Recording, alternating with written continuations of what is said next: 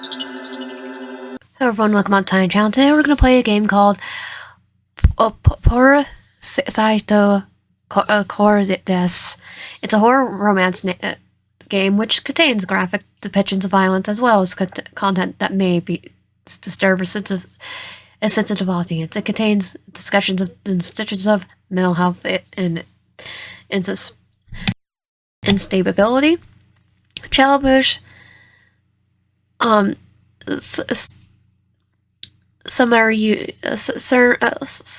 substance, kidnapping, death, and exiliving, other stuff about bone fractures, homophobia, screen shakes, and tremors. So yeah, some like I can't really say because YouTube, but yeah. This is the list. Gonna confirm. This game contains. Okay, yeah, we already got for that. Okay, so I'm gonna start. What is your first name?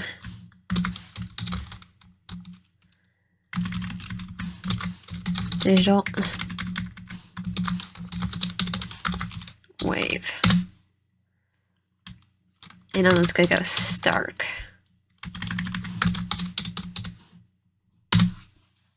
What's your gender? Female. Just to confirm, your name is Digital Wave Stark and your gender is female. Is that correct? Yes. For demo players, do you wish to skip the demo content and play the first location of your date? Note that you will miss out on the chance to earn fetching points with Liv? No.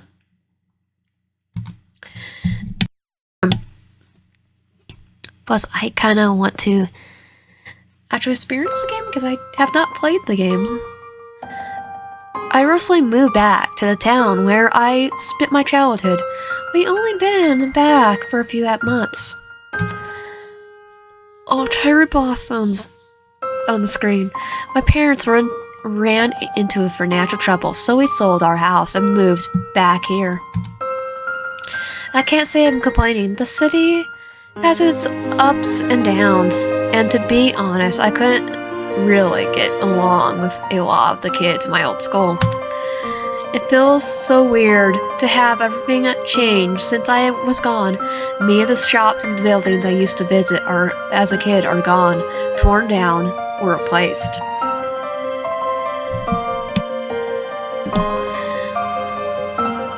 Okay, I remember this building from a different game. More importantly, there's people at my new school. I remember many of them from primary. I was even friends with some of them. Let me change that a little bit. There.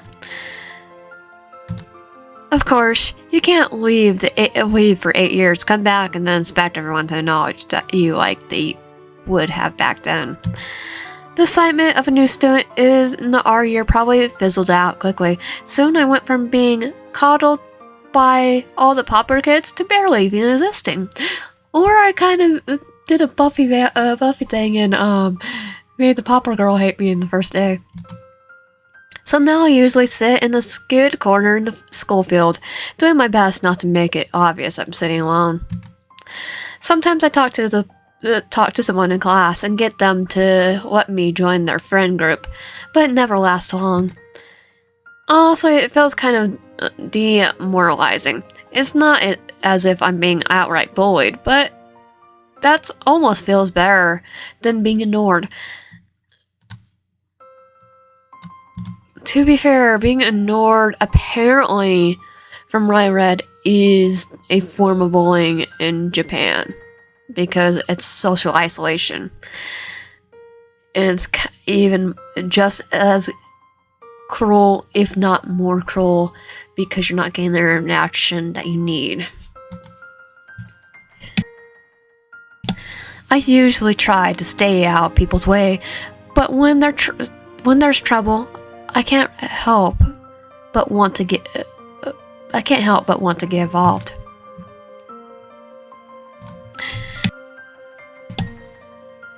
Sure, maybe I just want the clout that could come from exposing some conspiracy to blow up the school, or some secret student-led drug trafficking ring. But alas, I'm not that lucky. Probably because there's probably no student-led trafficking ring. At one point, I tried to defend a junior from who was being harassed for the despicable crime of blocking off someone's locker. I was paid back dearly. They threatened to spread rumors about me all over school, about my opinion on moving back.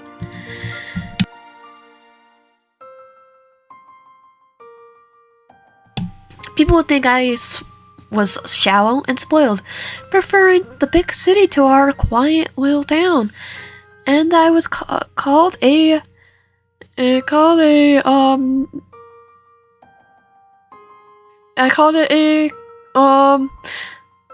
crapple. It had a crapple, yep.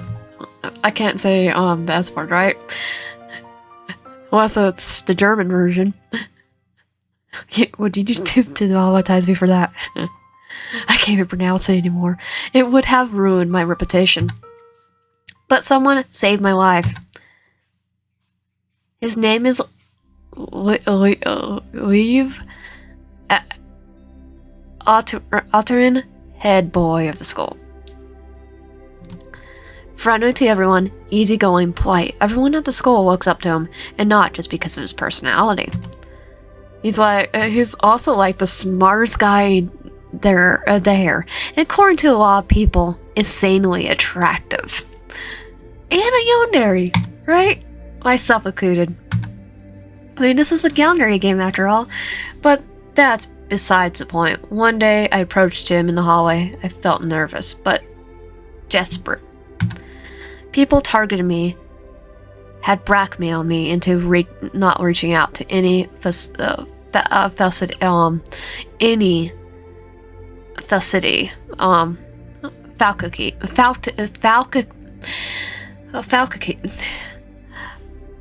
any of the teachers for help, or janitors, or anyone. I didn't know what else I could do. Adult. I need an adult. But his kind smile helped me calm down, even if only a little bit. And so I told him about what was happening to me. I expected some advice, and I knew he was a busy guy. But he told me not to worry, and that he would take care of it.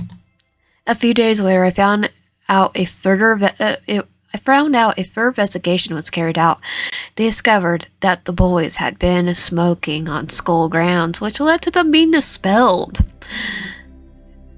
Aw, he did that for me. I got there. I wonder if he was like our friend in elementary school, too. Like our best friend. Wonder. He hadn't just taken care of the problem. He made sure that it would never spring up again. He was the first person in school to really care about me.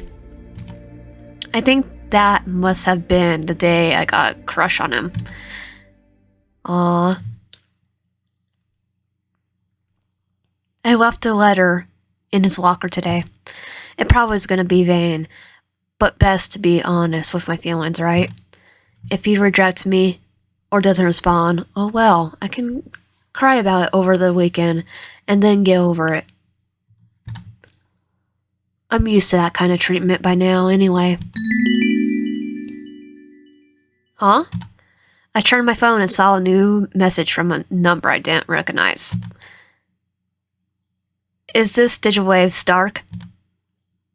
It's live from school. I couldn't say live. My heart skipped at the message before I shook my head to clear it. It could have just be a prank, I told myself. This was way too good to be true. Mentally debating whether or not to answer it. Eventually, curiosity got the better of me, and I typed out a cautious response. Yeah? I don't want to sound rude, but how did you get my number? There was two possibilities. Either Liev had found my attempt to confess hilarious, and he was getting his friends to prank text me, or it really was him. Probably really is him. I found myself wanting to be optimistic that it was later, but what I knew of him, he seemed far too mature for that kind of stuff anyway. His probably came within seconds of mine. You gave me your number in your letter today, ha ha ha. My face flushed at the reminder of the stupid letter, of the fact that I'd give him my number on the off chance that he would actually respond.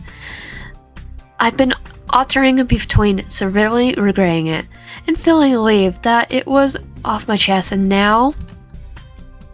Oh, right, LOL. Sorry, I was just a little worried. It's okay. I should apologize too. It's always weird when you get random messages from people who aren't in your contacts. Now, most of the time it's spam or text message from places I bought something from. Yeah, but it's okay. Smiley face. Well, Liev actually using emoticon in his text. I didn't know why, but I found that kind of cute. He always stuck me as a proper texter type, always using correct grammar and spelling. Here's one. My English teacher using that. Using the emoticon for smiley face. So, yeah, it doesn't surprise me that a teenage boy would be using the emoticon when my teacher, who's is older, uses it. Mostly because she's literally studying grammar and changing. So, yeah. As I sit there, doing my best not to fawn over the fact that the freaking Liev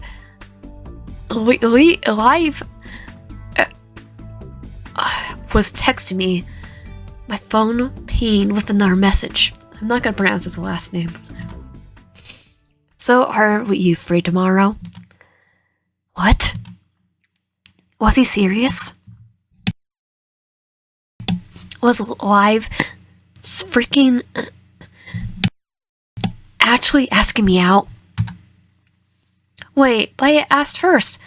That would make it he's accepting my confession. Wait, what if he meant something else by that? What if he just wanted to hang out as friends? What if... I stopped myself before I could go on a ramble of paranoid thoughts. This was the most popular guy at school, for God's sake. The guy I currently crushing on. I had to take the opportunity before it disappeared. But first, still in a mild state of disbelief, I made sure to confirm that it was indeed a date. Yeah, I am. Just to check, this is a date, right? Not just a hangout? Hey, call me overly paranoid, but I wanted to know now rather than later to save the disappointment. I briefly worried that he would take a long time to respond, but mere moments later, my phone pinged again. Of course, it's a date. Silly. Why wouldn't it be?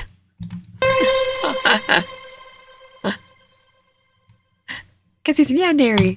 I can't believe it. I'm going on a date with Liev. The next day. I'm actually here after 10 minutes walk from the station. I cross the road until I'm in the front of the big gate with an archway. Liev and I decide to go to amusement park for our date, an hour train ride away. Our date. No matter how many times I repeat those words to myself, I still can't believe that this is true and that it's really happening. I thought the train ride would give me more time to get myself together, but somehow it only made things worse. It's only made me think of more ways this day could go wrong, and my family teasing remarks if I left the house didn't help either. What if I accidentally spill something on him while we were having lunch? What if he makes a joke and I ugly laugh? What if I throw up on him while we're on a ride? What if? You get the idea. As of now, I'm having a lot of second thoughts about this. My feet move my body as if on autopilot. I walk for the entrance, scanning area for Liev. Speaking of Liev, I actually got around to actually adding him to my contacts under his actual name, other than unknown. He sent me a cute text this morning, and I'm a little ashamed to admit that I read it over and over again on the train. Good morning. I'm very excited for our date. Smiley face. See you soon. Take a deep breath. I'll do my best to calm the racing beat of my heart. I can't have him seeing my pathetic me panic over a date like a love-struck schoolgirl. It's like I am a love-struck schoolgirl right here. I look around, doing my best to make it obvious that I'm not to make it obvious that I'm looking for someone. Searching for a hand waving me over, listening for a voice calling my name. Something. It dawns on me. I have no idea what he looks like outside of school setting. I consider sending him a text to ask where he is. I turn my phone to see a new message from him. Hey, I can see you. Look besides the leftmost ticker booth. I look towards the spot he pointed out and see someone waving at me. I walk over. I do my best not to think about my still racing heart. As I get closer, a leaf washes over me briefly at the realization that the person in front of me was indeed the person I expected to meet. But then a leaf is replaced by a crushing nervousness. There he is. Aw, I love his design. Liev, the most popular guy in school. Yeah, Liev. And my date with him was officially begun. Hey, Wave, what's up? I'm not gonna survive this. What do I say? I'm good. How are you? I'm great. Now that you're here, the pounding in my chest relaxes a bit. It's nice to know It's nice to know that he seemed just as excited to see me as I am him. So, how was your trip? Did you take the train? Yeah, it was good. If I could drive, I would have driven. But oh well. What about you? Did you drive? Yeah, I got my full recently. Oh, you got your Does it mean that he got his driver's license? Damn, already? I don't even have a restriction yet. Have my restricted yet. Oh, so he does have his driving license. So full. I also just driver license. No, I could drive you home if you want. That way, you won't have to pay for the fare back. Eh? Just like that, he offered to drive me home? I attempted to take the offer, but imagine being in his car with him. Just the two of us. For at least half an hour. Too much. Besides, it's too early to say whether he'll want to go through with that. By the end of the day, if I'm really unlucky, he might even ditch mid-date.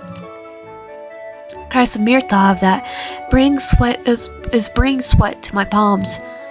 Part of me knows that it's irrational to be cautious, that I need to consider every possible thing that could go wrong, but I can't help it. It's not every day that the head boy of your school agrees to go out on a date with you. Subconsciously, I rub my palm against my leg. Are you okay? Yeah, just a little nervous. This is the first time I've been on a date. Don't worry about it. It's mine too.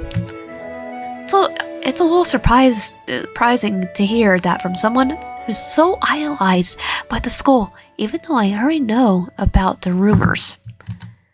Though I'm cautious to know more about why he picked me of all people, I decide that that's a matter best left for later. We're still technically standing outside the amusement park by now. We must look a little silly watering about. So I point to the ticket booth, gesturing for him to follow. Come on, the park's waiting. I think about taking his hand, but the very idea almost makes me combust. Instead, we walk together to the ticket booth. I pull my wallet, intending on paying for mine myself, but Liev stops me, shielding my hand with his credit card. Huh? You don't need to do that. I can get my own ticket. But Liev shakes his head. Nah, it's okay. You asked me out. It's only fair. I am about to argue his logic, but he smiles reassuringly at me, as if to say that's no big deal. Sensing that he's not going to budge, I shrug and tuck my wallet safely back into my bag. Part of me feels a relief that I'm going to be saving money today. A cork hands me our tickets. Sweet, we have a date. Have a good date, you two. We will. Thank you. Wait, why did I say that? Why did I say that? Why did I say that? Why did I say that? Why did I say that? Wait. Oh, I guess can count that as a win. I saw the head boy blush. The garden's gorgeous. Oh, I found out this is the name, how I pronounce it. Pulsatio Cordis. Yeah, it's Italian, so that's Latin. That's why I didn't know how to pronounce it. The garden's gorgeous. Rose bushes line the pebbled pathway, and archways made the greenery and flowers greet us as we stroll past. I'm feeling better and calmer than earlier. The sight of the pretty flowers also helps. Liev and I haven't really been talking, and honestly I'm fine with that for the moment. Sometimes it's just nice to take in your surroundings quietly. Inevitably, someone does speak, and it's Liev. How are you feeling? Are you feeling better? Yeah. Sorry, I just get like this sometimes. It's alright. You have nothing to apologize for. His words are nice to hear. I let my shoulders relax as I smile. Thank you. I let my gaze drift to the rose bushes, unsure of what else to say. It's quiet for a little longer. I'm worried that it's starting to become awkward for him. Thankfully, he's the one to start up conversation again. So, how's school been going? I suppressed the urge to snort. Please, we finally reached the weekend and you want to talk about school. Well, it's kind of my job, isn't it? To represent the school. Not a weekend, sir. Well, yeah, but you're also off duty. It's the weekend. Surely are better things we can talk about. Fine, you're off the hook for now. Scary. The big bad head boy is abusing his privileges on a poor, defenseless student. Hey, you're no fun. No need to rub salt in the wound. We share a laugh at the jest. It feels good sharing such a light moment with someone I've seen as so intimidating before.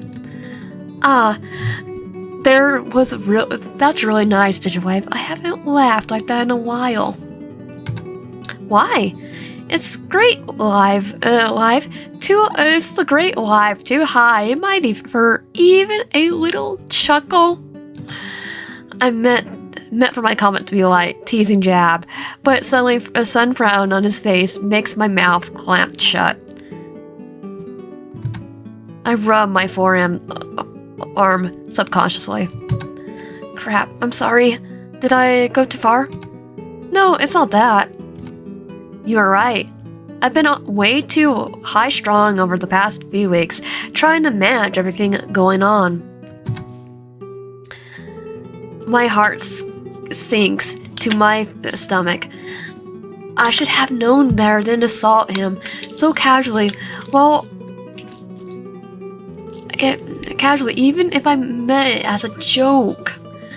Sorry, I have to put my lotion on my hands too at the same time. My hand is all dry because an eczema's coming back. I'm sorry, I didn't mean what I said. I know, it's okay. Can we sit down for a moment? My head's killing me. Sure. We head over to the nearest bench. Liev sits down and I follow, staying a little away from him, giving him space. He glances at me with a strangely disappointed look, but says nothing. We sit in silence together for a few minutes. I want to say something, but I'm worried. I worried that he's not in the mood for a chat. I can't help but be even more worried about what he could be going through. What if holding it was the reason for him feeling down? I knew more than anything about how that felt. So I take the plunge and ask him the question. Liev, do you want to talk about it? He glances at me, looking surprised. He doesn't answer right away, probably trying to gather his words. It occurs to me that he probably doesn't get to do that often. Being head student required that you always look and acted your best. Someone who was too open and complained about their problems a lot wouldn't exactly give the school a good look.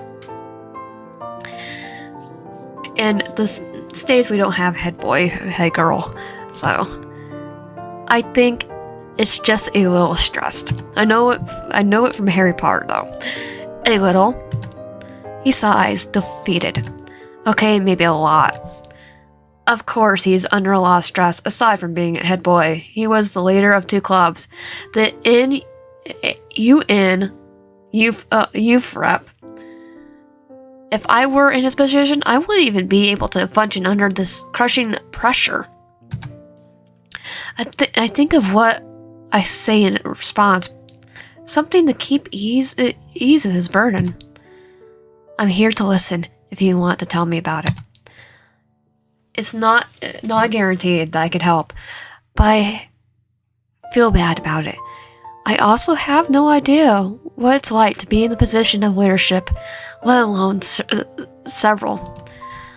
I can only hope that by listening, he'll be able to upload any worries plaguing his mind. It's just a lot's going on right now, especially since we're heading towards the end of the year. I have so much to do, so much to think about.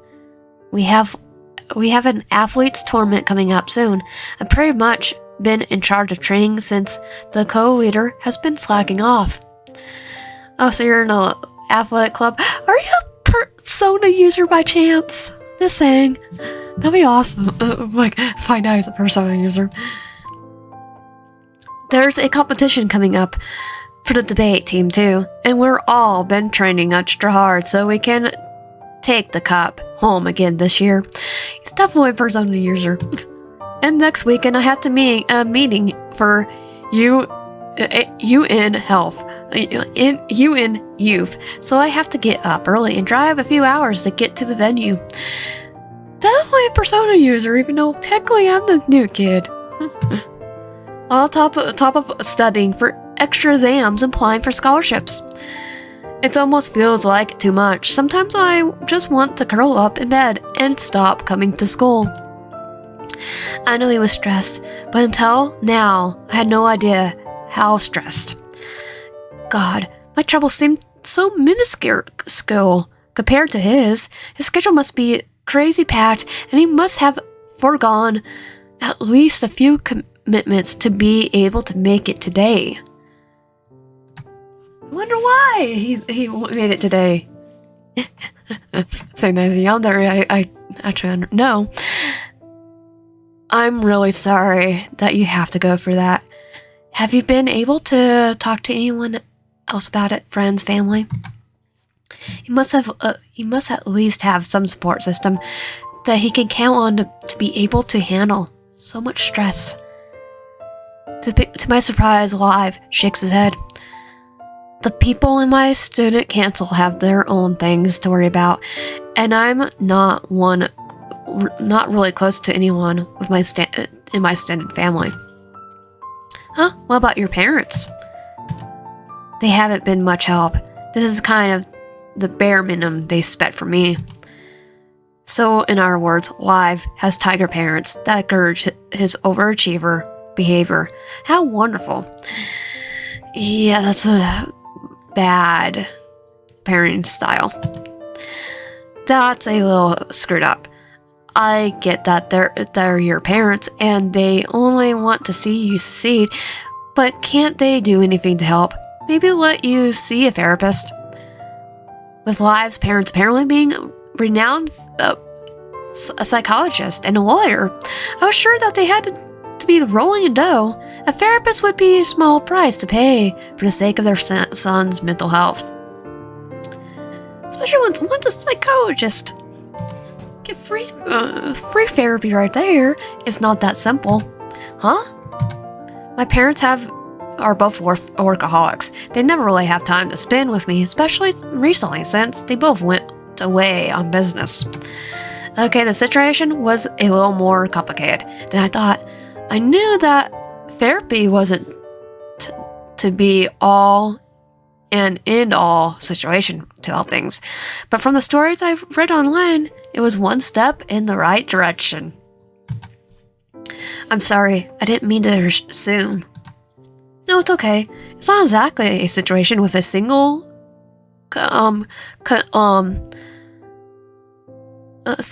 situation. Still, you shouldn't have to shoulder all of that by yourself. It's not healthy. Coming from the girl who's hiding her anxiety from her parents. But this is about me. It's about Liev and his problems. I'll tell you what, if nothing else, I'm here for you. You can talk to me about whoever's bothering you. It's a good thing we have each other's numbers now. Normally I'll be a little apprehensive to say that to someone I barely knew, but Liev had been so kind, accommodating to my tendency to overthink things, and reassuring me that I had nothing to be sorry for. I wanted to repay him in some way, even if I wouldn't always know what to do. I wanted him to know that I would always be willing to lead a listening ear. Thank you, Digital Wave. You're the first person to say that to me. Huh? Really?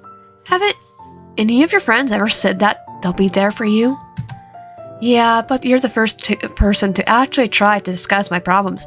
The people on the student console usually go for the toxic positivity route, saying that I just need to cheer up and stuff. That life only gets tougher as we get older. Well, Dan, maybe you need to get some new friends. It's like, yeah, definitely. Yes, I'll just calm down. Thanks so much. Yes, I'll calm down. Thanks so much. My anxiety is now cured. Liev cracks up, laughing at my joke. I find myself joining him. The sound of his laughter is contagious. I'm glad I managed to make him smile like that. It looks different, more genuine, than polite once he gives people at school. Come to think of it, Liev is acting more relaxed now than he usually does. He's usually so prim and proper, even with his approachable demeanor. Just want to do that. But I shrug it off as just him being different outside of school. Perhaps this was how he acted around his friends. Hey, Digitwave. What do you say earlier about getting new friends? I think I'll take that suggestion. So how about being my new best friend?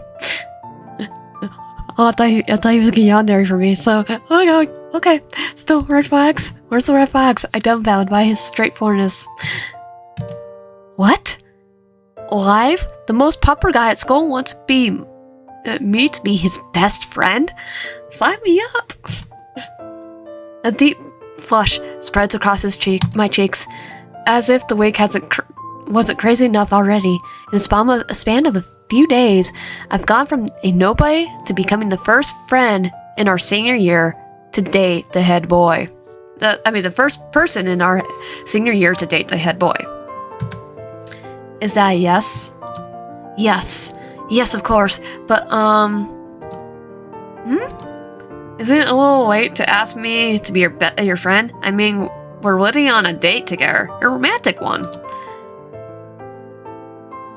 Stop teasing me, Digitwave. Please. Don't provoke the great Liev, or I might just have to tell on you. Tell on what? I snort at his ridiculous threat. Oh dear me, please don't, anything but that. Liev and I dissolve into another fit of laughter. The atmosphere is at last light once again, our worries temporarily forgotten. Hey, Digitwave? Yeah? Thank you for hearing me out, for listening to my problems. I really do appreciate it. But the sincerity in his voice is also appreciated. It causes all sorts of warm and fuzzy feelings to flutter about inside me. It's no problem. Liev reaches into his pocket to check his phone. It's almost lunchtime. Want to go and find somewhere to eat. Yep, I'm starving. And so we leave the garden. Him with hopefully a clear mind, and me with a spring in my step.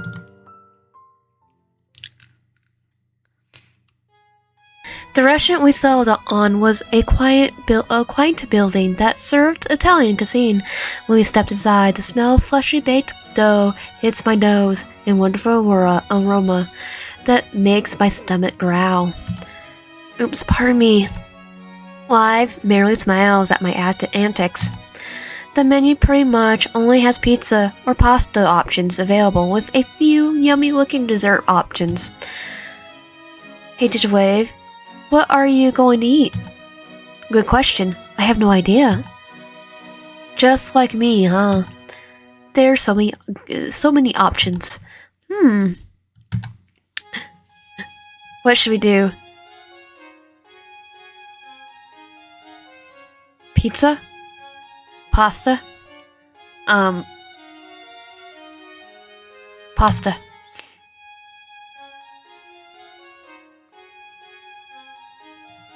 Pizza?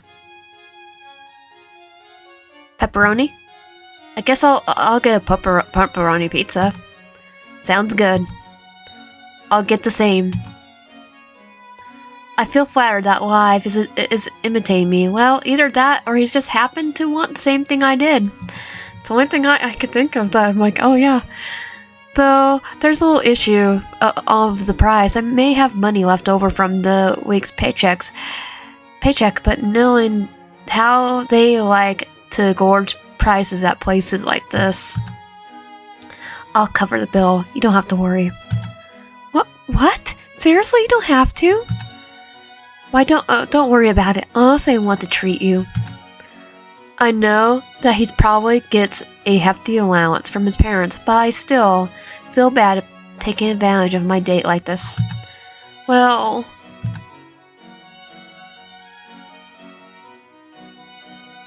offer to pay for the whole meal.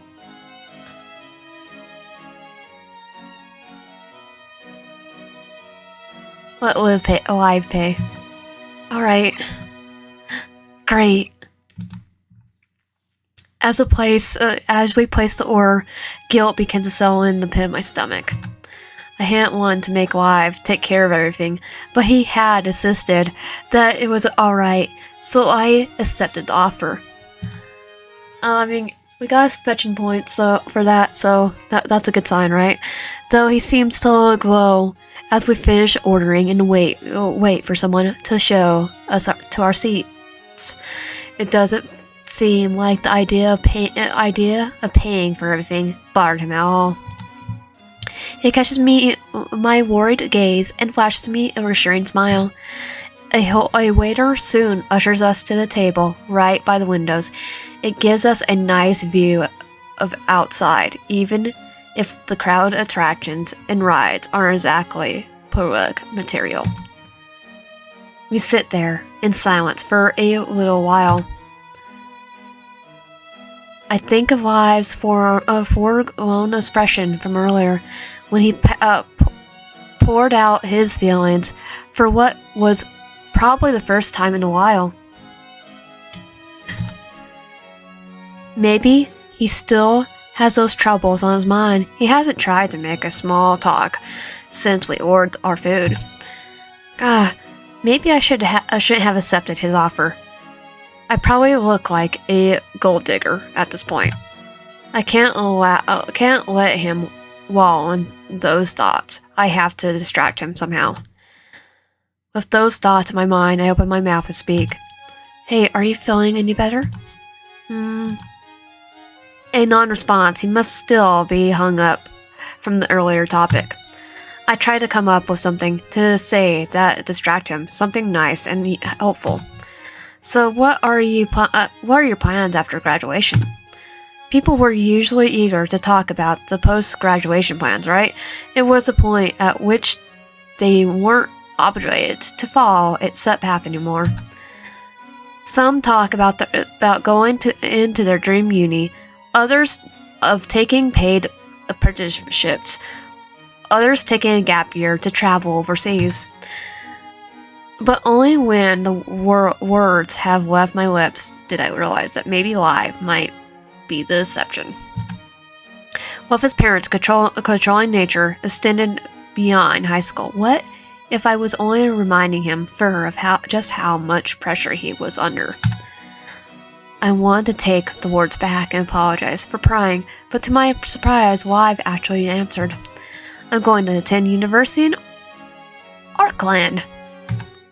Nice. Are you going to stay in the hall? Yeah, I guess it'll be more convenient. Sounds exciting. I'm really happy for you. I'm sure you do great. It's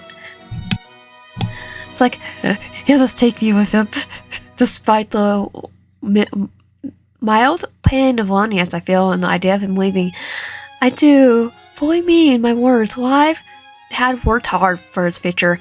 If he wanted to leave our small town to pursue his passions, then who was I to stop him?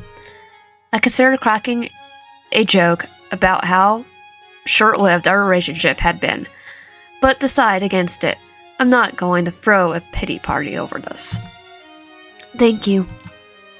What about you? What are your plans? There it was, the dreaded question. I play with my fingers as I try to come up with a decent answer. Ultimately, as with my joke idea, I decide against it. If Liev could trust me with his vulnerabilities, then surely I could trust him with mine. I sigh. I don't actually know yet, to be honest. I feel silly knowing we had almost for years to think about it, but I just haven't decided yet. I know I want to do something that relates to helping people. It's just not sure what exactly. Me teaching. And I can't ignore my anxiety either. If I can't somehow deal with it, I'm not sure how to be able to cope with the working load. Actually, librarian would be my favorite. Worst case scenario, I guess I'll take a gap year and work. I could take more time to figure things out. I see. That's understandable. Not everyone is ready to decide what they want to do straight out of high school. Yeah, when I was being interviewed by the dean, she gave me a bunch of career ideas, but they all involved a ton of social reaction, like with patients, a psychologist,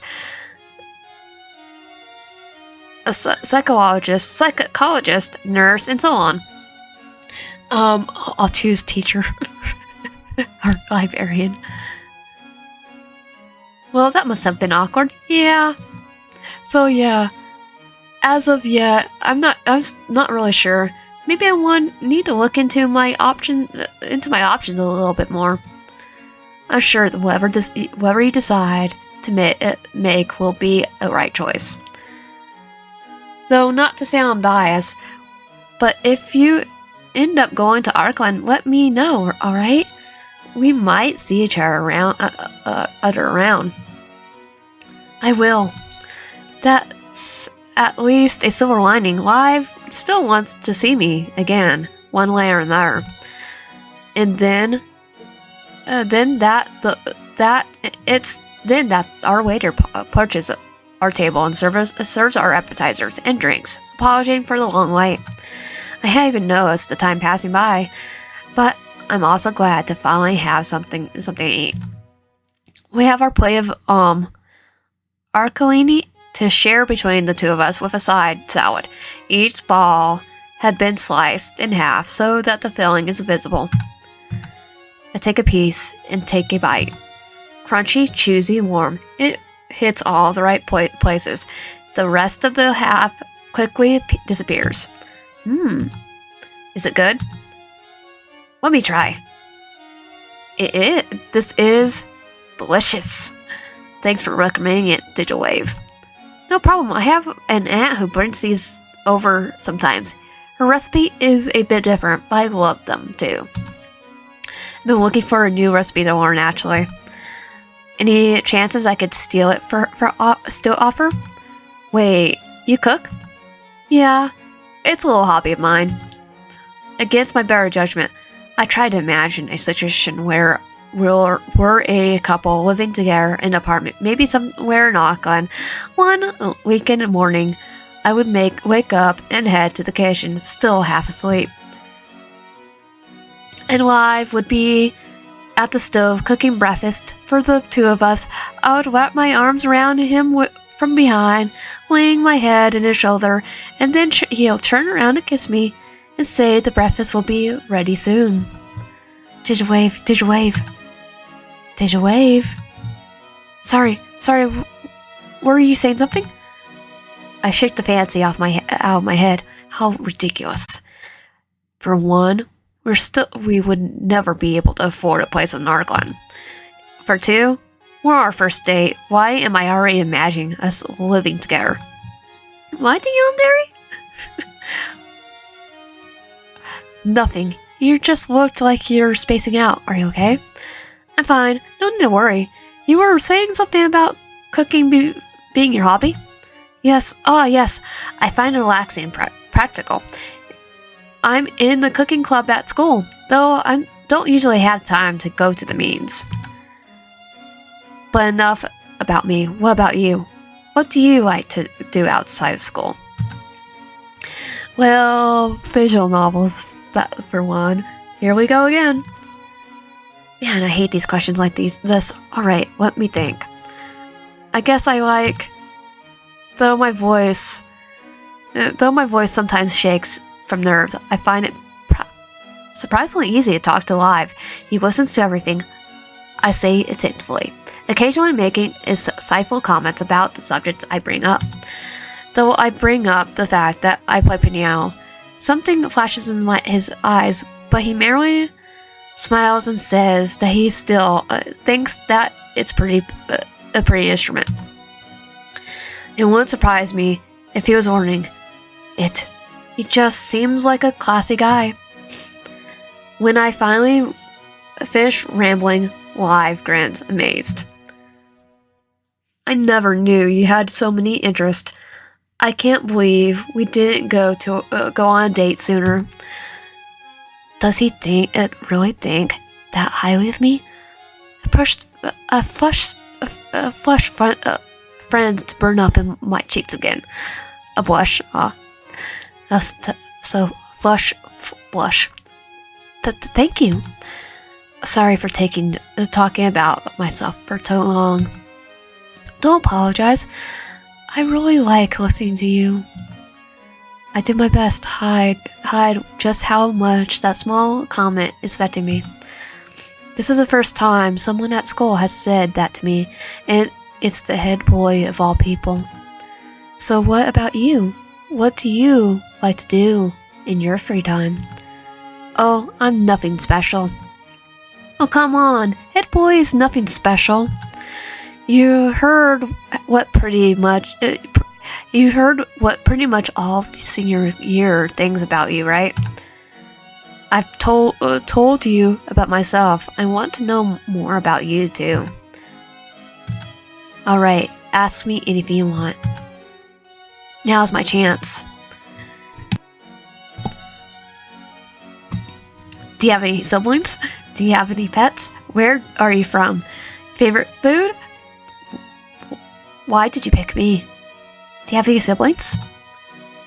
You've talked about your parents before. What about your siblings? Is something wrong? No, it's okay, I don't mind. I do have an older sister, but we're not exactly in talking terms at the moment. Oh, I'm sorry. She moved out years ago. We haven't spoken since. Why did I even bring that up? Now I'm going to put him in a bad mood all over again. I feel even worse when I think about how his parents were treating him. It must be awful not even having an older sibling to turn to. Live's expression is unreadable, but I could tell he's waiting for me to say something. Distract him. Actually, wait, let's go back.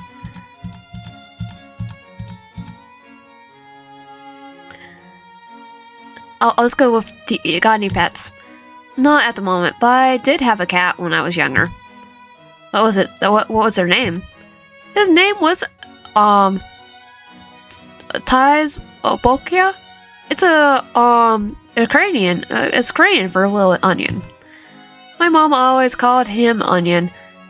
She would speak Russian to him and encourage me to do it too, since she said it would let me practice. The mental image of little Liev chatting to a cat might have made my heart melt. He was a good kitten, a good kitty, but the best thing about him was how good of a hunter he was. Huh? Seriously? Yep, it might sound weird, but at one point, I thought of how useful he would be in a disaster. If disaster struck, he would hunt for food where it would be too dangerous for me to go. Honestly, it was impressive. Mice, frogs, birds, insects. One time, he even brought home a half-dead rabbit. Not the most appetizing, but it would at least be a source of protein. What a good kitty indeed. He really was.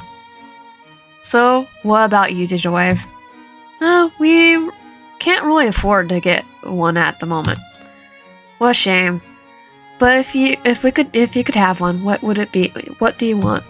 Turn the question around, eh? Come on, I'm curious. Fine, I'll judge you. If I would have a pet, I would get a cat. A fellow cat person. He thinks maybe I should finish uni and find a decent place to live. I'll consider adopting one. Let me know when you do, okay? Of course. Oh, we have to say do you have siblings? So...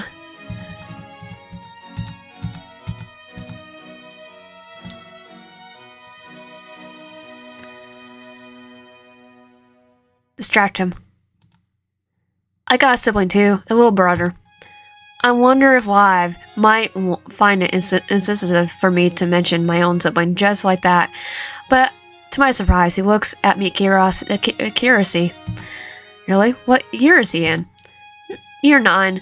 Even if he can be a pain sometimes, it's kind of adorable to see him carrying around so many books. Ask me for help with maths and stuff. Oh yeah, British English, math, instead of math, it's maths. You seem like a great little big sister. Thank you. We have our ups and downs, but in the end, I wouldn't trade him for anyone else.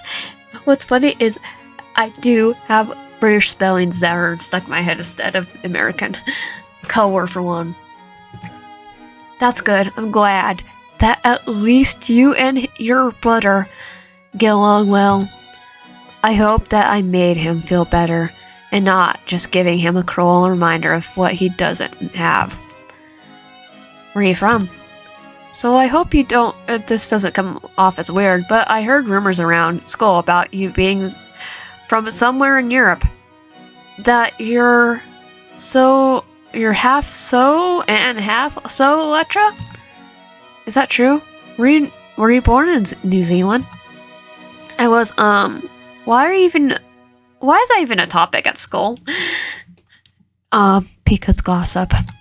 Sorry, you know how nosy people can be, and I guess I'm not helping by asking you. You have to share, you don't have to share anything you don't want to. It's okay, I don't mind telling you. Thank you for being considerate though. I was born and raised here, but Dad is French-American and my mom is a Russian. So, French-American. So was he born in France and then went to American, or is he... I don't know. That's my question. Because... Or is his parents from Russia and then France and they came to America and then they moved to New Zealand. That's all there is to it.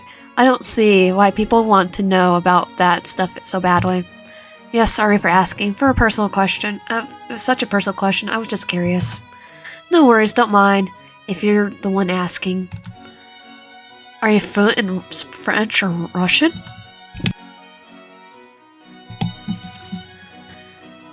I guess I speak to my parents mostly. Other than talking to exchange students, I don't really speak either often.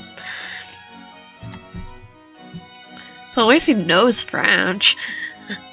A lot of people that are like from other countries that come to the States and then raise their kids here don't teach the kids that language a lot of time.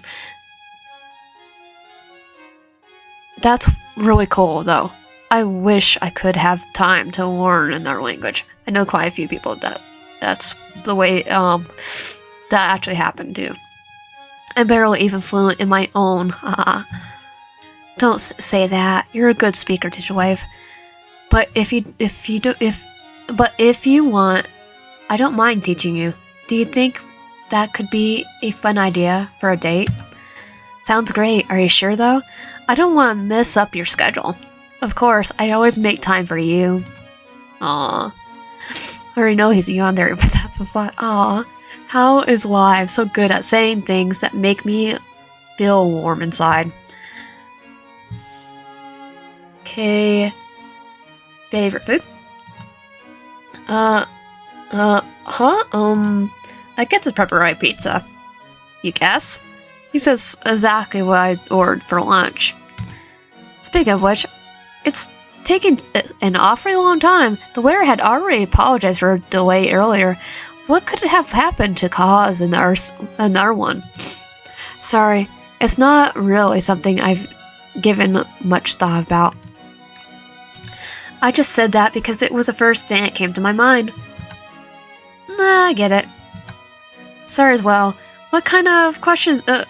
Those kind of questions always put me on the spot, but I also really bad at asking questions. You don't need to apologize too.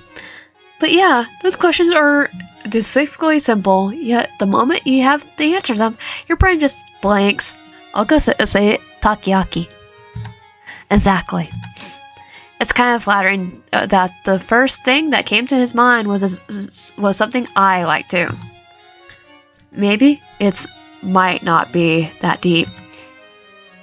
Why did you pick me? It was a question I had in my mind ever since yesterday, and now I've asked him.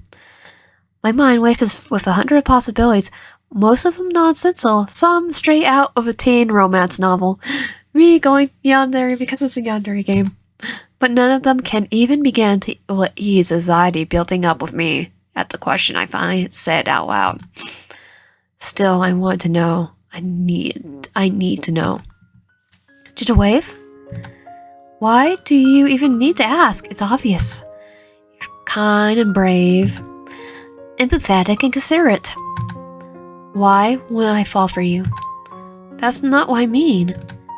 There are many other people in the year with their eyes on you, live. So many who are also kind, brave, considerate, empathetic, and actually have a presence at the school. I'm just a random nobody who could barely hold a conversation without panicking. What I'm saying is, out of everyone else, why would you pick me? You want to know the truth, Digital Wave? Well, it's because I love you. His eyes changed too.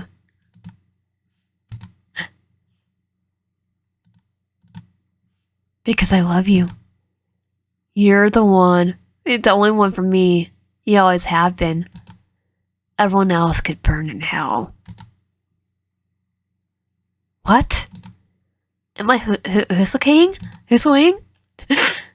A question? Am I dreaming? I had to be. There's no way Liev would say those things. There's no way he would just look at me in such disturbing manner. Digital Wave, are you okay? You're spacing out again. Is something wrong? It's nothing. It's nothing. I just thought I saw. I wanted to be honest with him, but what if I accidentally insult him for real? There would be no coming back from that. I just thought I saw something weird. Okay. He looks unconvinced. And I can't blame him for how... I can't blame him, but how do I even begin to explain how I thought I saw and heard? I try to clear the air with more small talk. Anyway, the food sure is taking a while, don't you think? I know. Sorry about this, Digital Wave. Let's go somewhere else next time.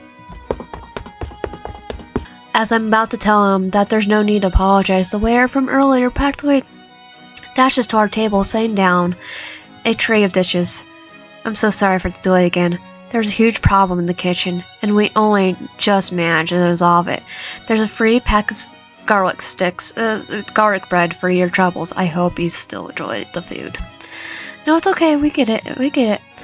No sooner had he spoken, he immediately laughed, probably horribly embarrassed at having to be the one to serve the delayed food. Holy cow. What kind of look is that? What a butthole. Can't he see that we are talking? Oh, he's definitely showing his Yandere this right here. What? Don't you see, Digitwave? I know his trick. Acting apologetic and giving you free stuff to get your favor.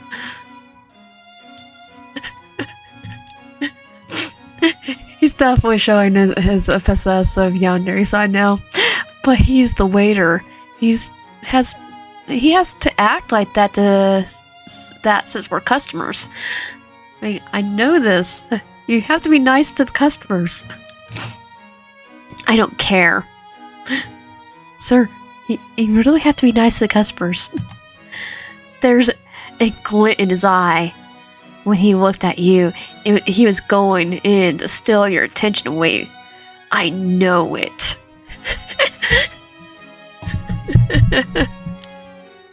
Sir, this is called customer service. What is going on? He's definitely showing us he's a yandere. 1 minute Liev was acting like the sweetest boy in the world, and next he's glaring daggers at the waiter for doing his job.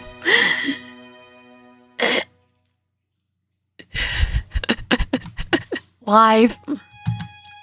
Huh? His eyes actually change color, from yandere to yawn to dare. Dairy. Huh? My voice is loud. No, so loud that a few other patrons inside glance in our direction. I lower my voice, but it's less firm than before. It's no less firm than before. You're making me feel uncomfortable with how you're acting. Are you okay? So, are you okay? I'm sorry. I'm so sorry, Digitwave. You didn't know what kind of game you playing, right? Yandere, these feelings are almost too much. I want to hold you and I want to hold you, and at the same time I want to murder one in this building. Yep, Yandere. Let's go towards the red flags anyway. What the actual... Part of me, it still wonders if I'm Uzagang, that if I pinch myself I'll wake up in bed and the whole date will be with Liev would just be a very strange dream. or if I'm okay with this. But this, it feels so real. I could clearly hear the buzzing sound of the restaurant, smell the of food in front of me. See Liev grinning demonically, dementally. It definitely is. What have I got myself into? Well, I signed up for a Yandere game, so yeah, it's a Yandere game. The food. We better eat it before it gets cold. When it definitely showing this automatically goes to from yawn to dare at the same time, like quickly. There are so many questions running through my mind, but Liev just goes on as if he hadn't just scared the living crap out of me. But now I just lost my appetite, but I can't afford to waste the food. Especially not food that someone else paid for, even if the person just happens to be batshit insane.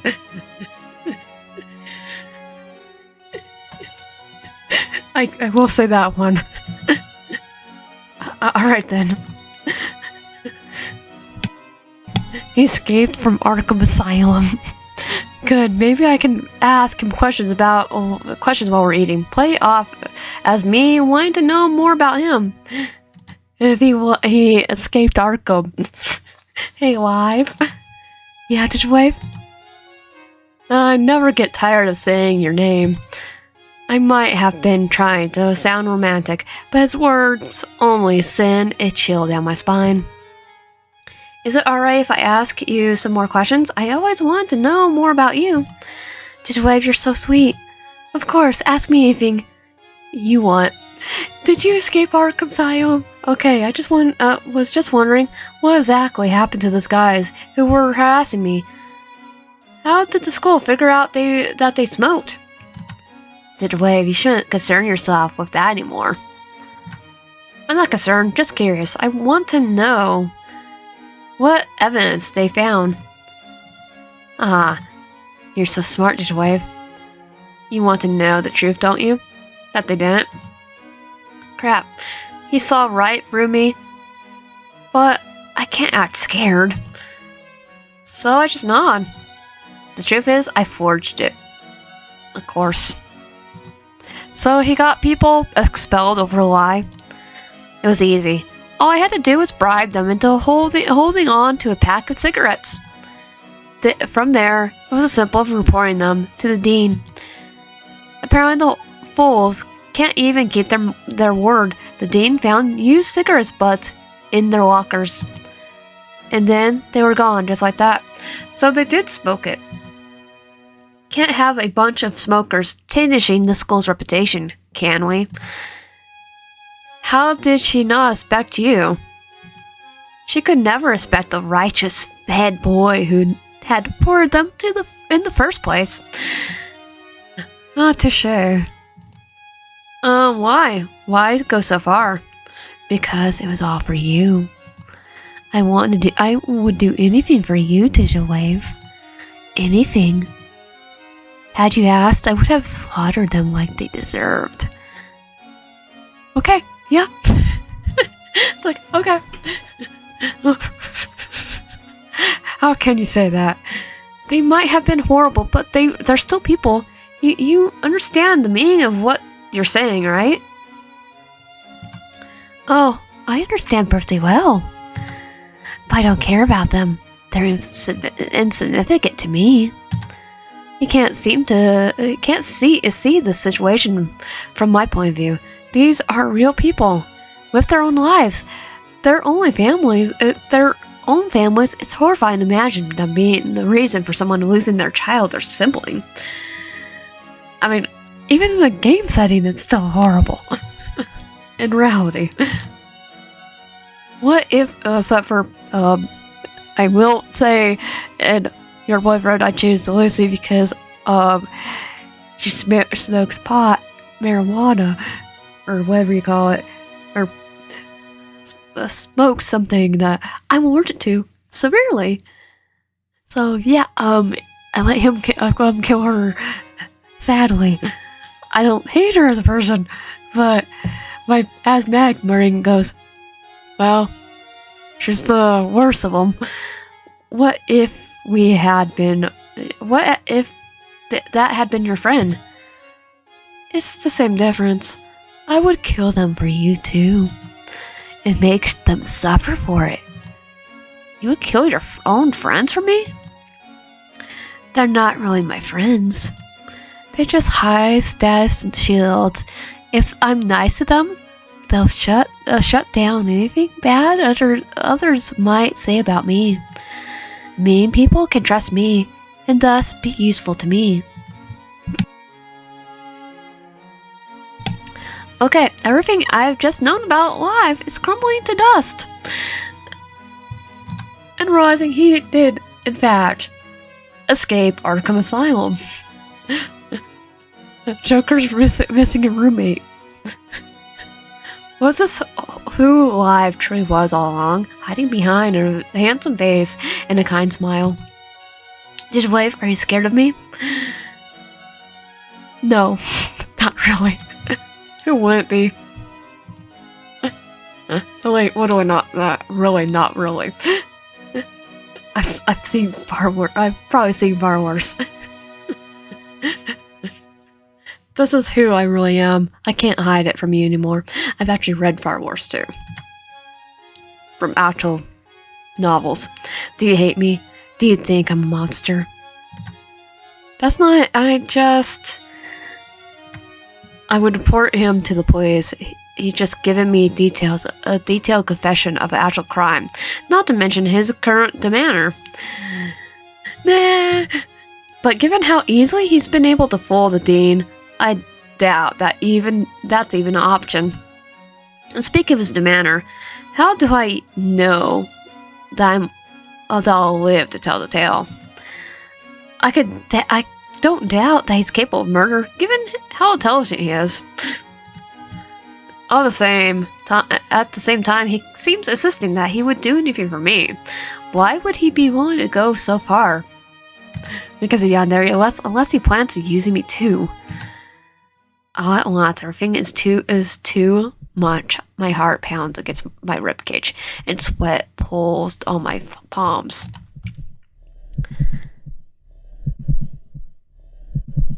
It was worse than anything I've ever experienced. The world feels like it's spinning out of control. What am I going to do? What am I going to do? I vaguely read your wife tugging me out of the chair and towards the exit. Instincts scream at me to struggle, but anxiety renders me. Renders me incapable from my own panic. I'm helpless as Liev leads me out of the restaurant onto the park grounds. When I came to, I look around and find myself back in the gardens. The place where Liev had fooled me into feeling sorry for him. Speaking of the devil, he seemed beside me, keeping his distance, but no less on a looming threat. Deepening, are you feeling better? How can he act like a concerned boyfriend right now, when just minutes ago? Why did you bring me here? Because you were panicking. I wanted to bring you somewhere quiet, somewhere you could calm down. You think I believe it when you we're just talking about killing people? How do I know you won't try to kill me as well? No, I won't kill you, Deepening. I could never. Then why? Why do you act like that? Sweet one moment and then murderous the next. Are you trying to trick me? Oh, it's noisy Yandere. I just want one good day. One good day with someone who liked me. I do like you, Deepening. I love you. I love you. I love you. I always have. No wonder. I'm so gullible. I actually believe that most popular guy at school liked me. I guess I can only blame myself. Stop saying those things. You're so perfect. Perfect. I watched you. You say you're nobody, but that's not true. You're so kind and considerate. You pick up other people's rubbish. You feed stray animals. And you even defend people who are being bullied. Given how he's been acting, I shouldn't be surprised. But he stalks me. Just my luck. I get actual crazy stalker as my first date. To be fair, you had to crush on the crazy stalker. I don't understand. You should be bitter like me, but you're not. You're empathetic and understanding and so kind. And what do you want from me? Huh? Am I a charity case to you? Are you trying to shower me with affection so you could show off to everyone how so gracious you are? That's not at all. I don't care about anyone else. You're the only person who matters. Please believe me, Deepening. All I want is to be with you and make you happy. And if that means getting rid of a few pests along the way, then so be it. I don't know if I can. What you said were here earlier, did you really mean it? Or was that all a lie to get me to feel bad for you? I would never lie to you, Deepening. I was really stressed from all the fake smiles I had to give, from all the work I was going to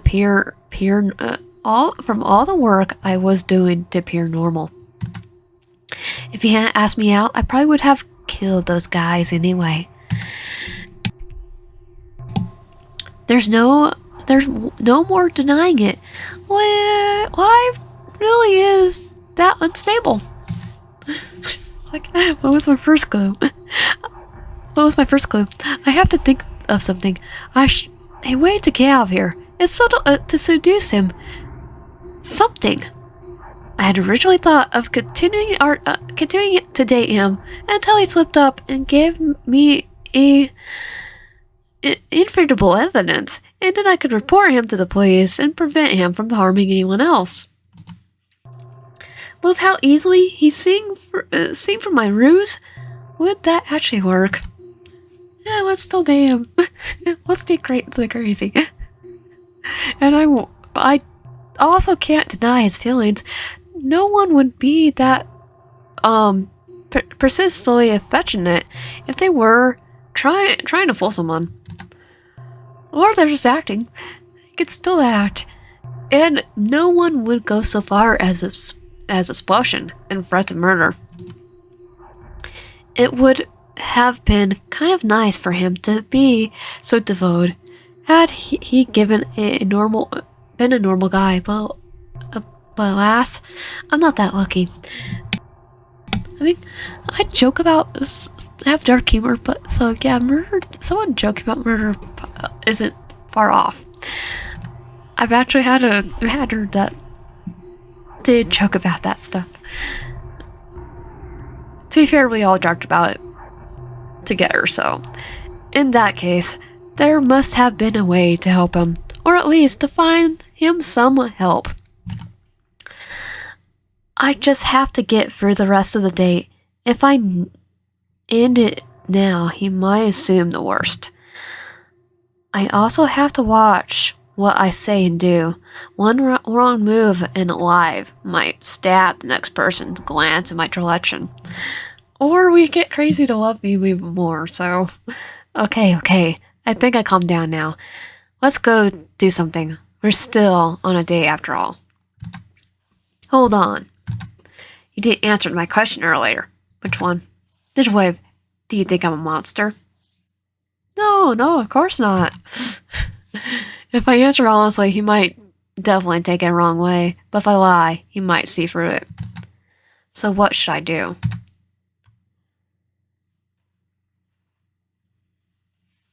It's like, lie. Wait.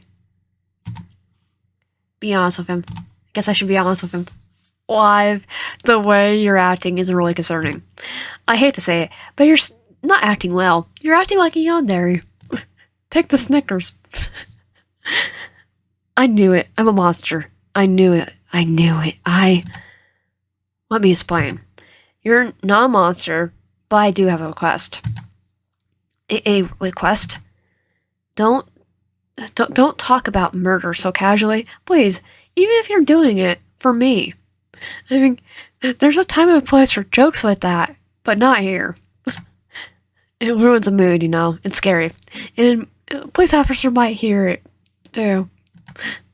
Of course. So stupid.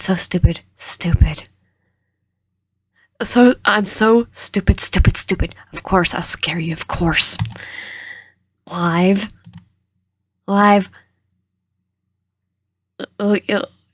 Come on. Let's continue our date. I still want to enjoy our time together. Don't you want that too? Of course I do. Good. Then let's decide right now. Where do you want to go next? I don't mind Digitwave. Whatever Digitwave wants, I want. Okay. But if I wasn't a factor in the decision, what would you choose? Well, I wouldn't be here in the first place. It's not for you, if not for you. But I guess maybe the haunted house. Do you like the idea, Digitwave? Suggesting that after we just had a talk about scary things. Actually, that seems pretty in character for Liev. It's like, yeah, Yandere. But at least he's making his decision instead of deferring to me. Sounds fun. Let's go then. Are you scared? No. Pulls out my G Fuel Ghostface cup. I'm fine. And then I pulled out another one. I think I'm fine. Don't worry, I'll protect you. You can hold on to me if it gets too much. Hey, I can handle myself just fine. Thank you very much. Let's go see this date through to the end. Starring with the haunted house. We arrive there quickly. It's only a few minutes walk from the gardens. It's styled like an abandoned mansion with dark hallways and dimly lit windows. Liev follows me like a puppy the whole way, even when this was his idea.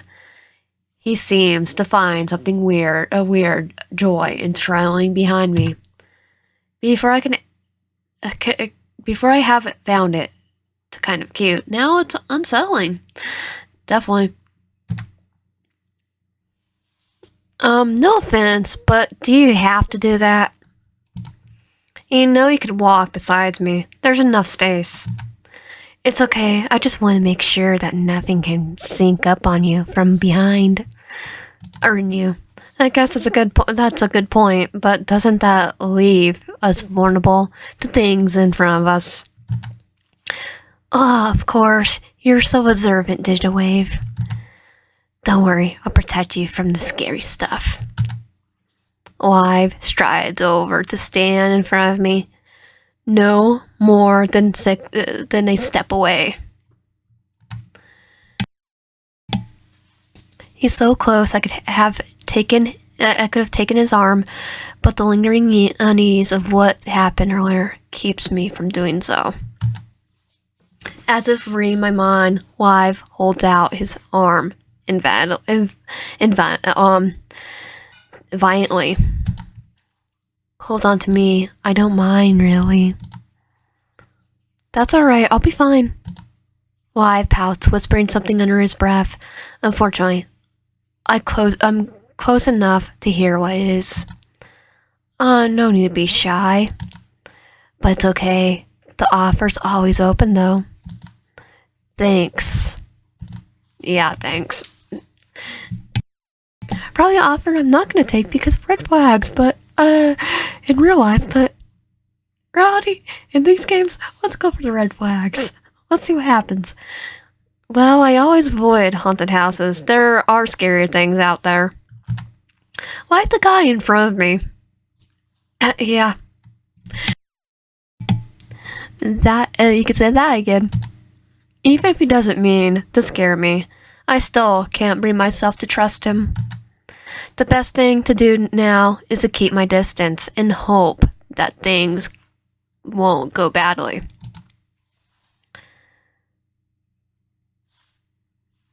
Things go badly.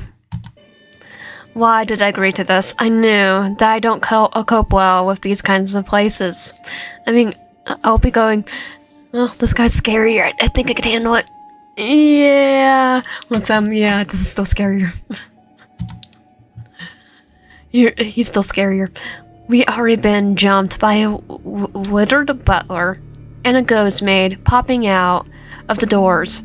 Somehow, both managed to catch me off guard.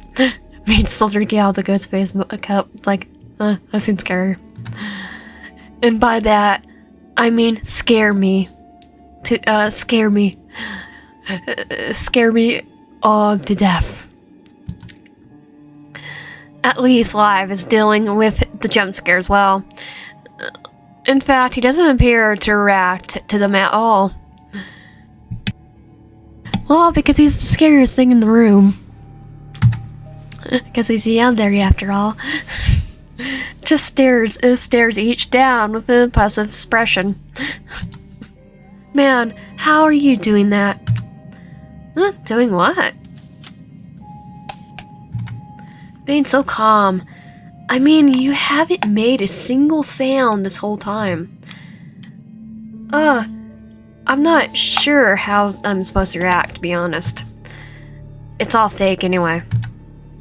I thought people liked guys like that. Did you wave? Do you not? I could act scared too if it helps. No, that's okay. Me, I'm just really bad with haunted houses. Me, I'm like, also drinks out my chicken noodle cup. It's like, I think I've seen scarier. Though, I thought so. But why didn't you say anything earlier?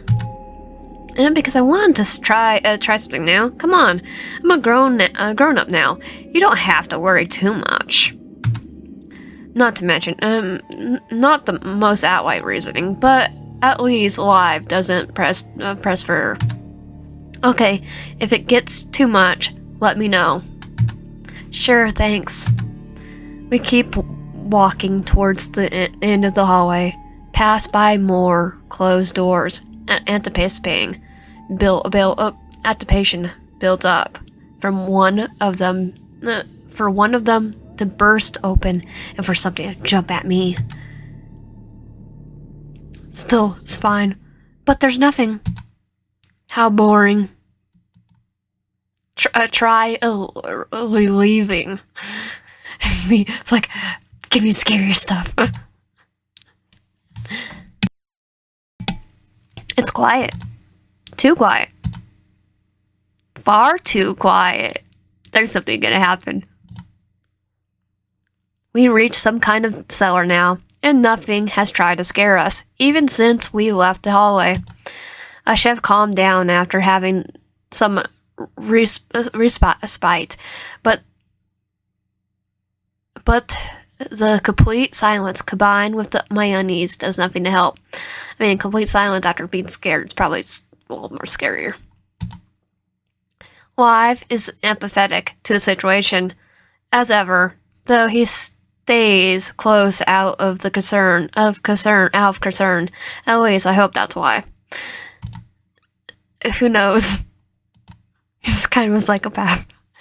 Oh no. There's that smile again.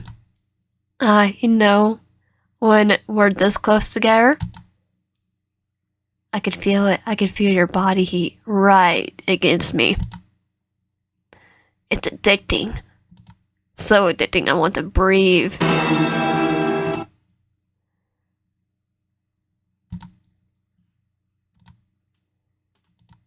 want to breathe in your... Okay, sorry, I'm not scaring at that.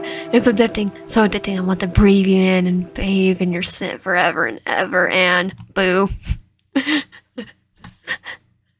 Okay, Ghost. He was scarier.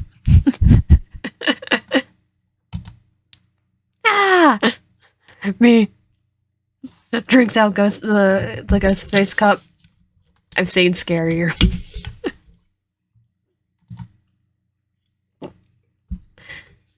Take Live's hand. Ah, I totally got you.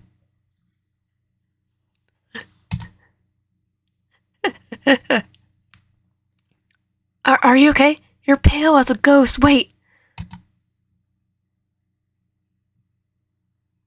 I'll leave you two alone now.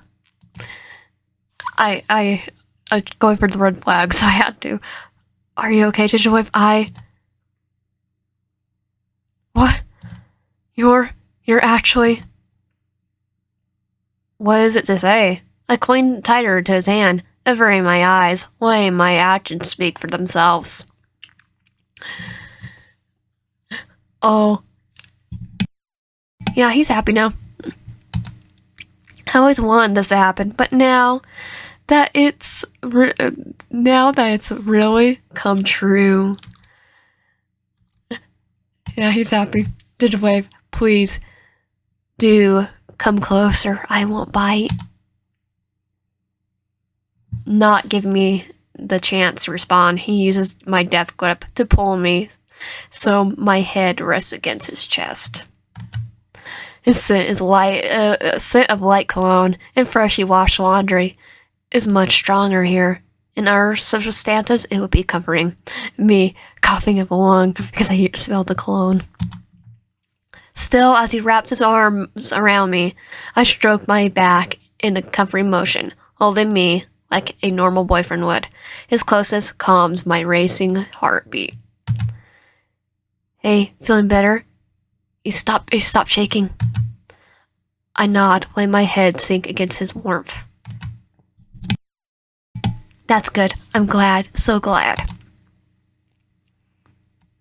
But now, my heartbeat won't calm down. Can you hear it, Digitwave? It's beating so fast. It's so fast because of you.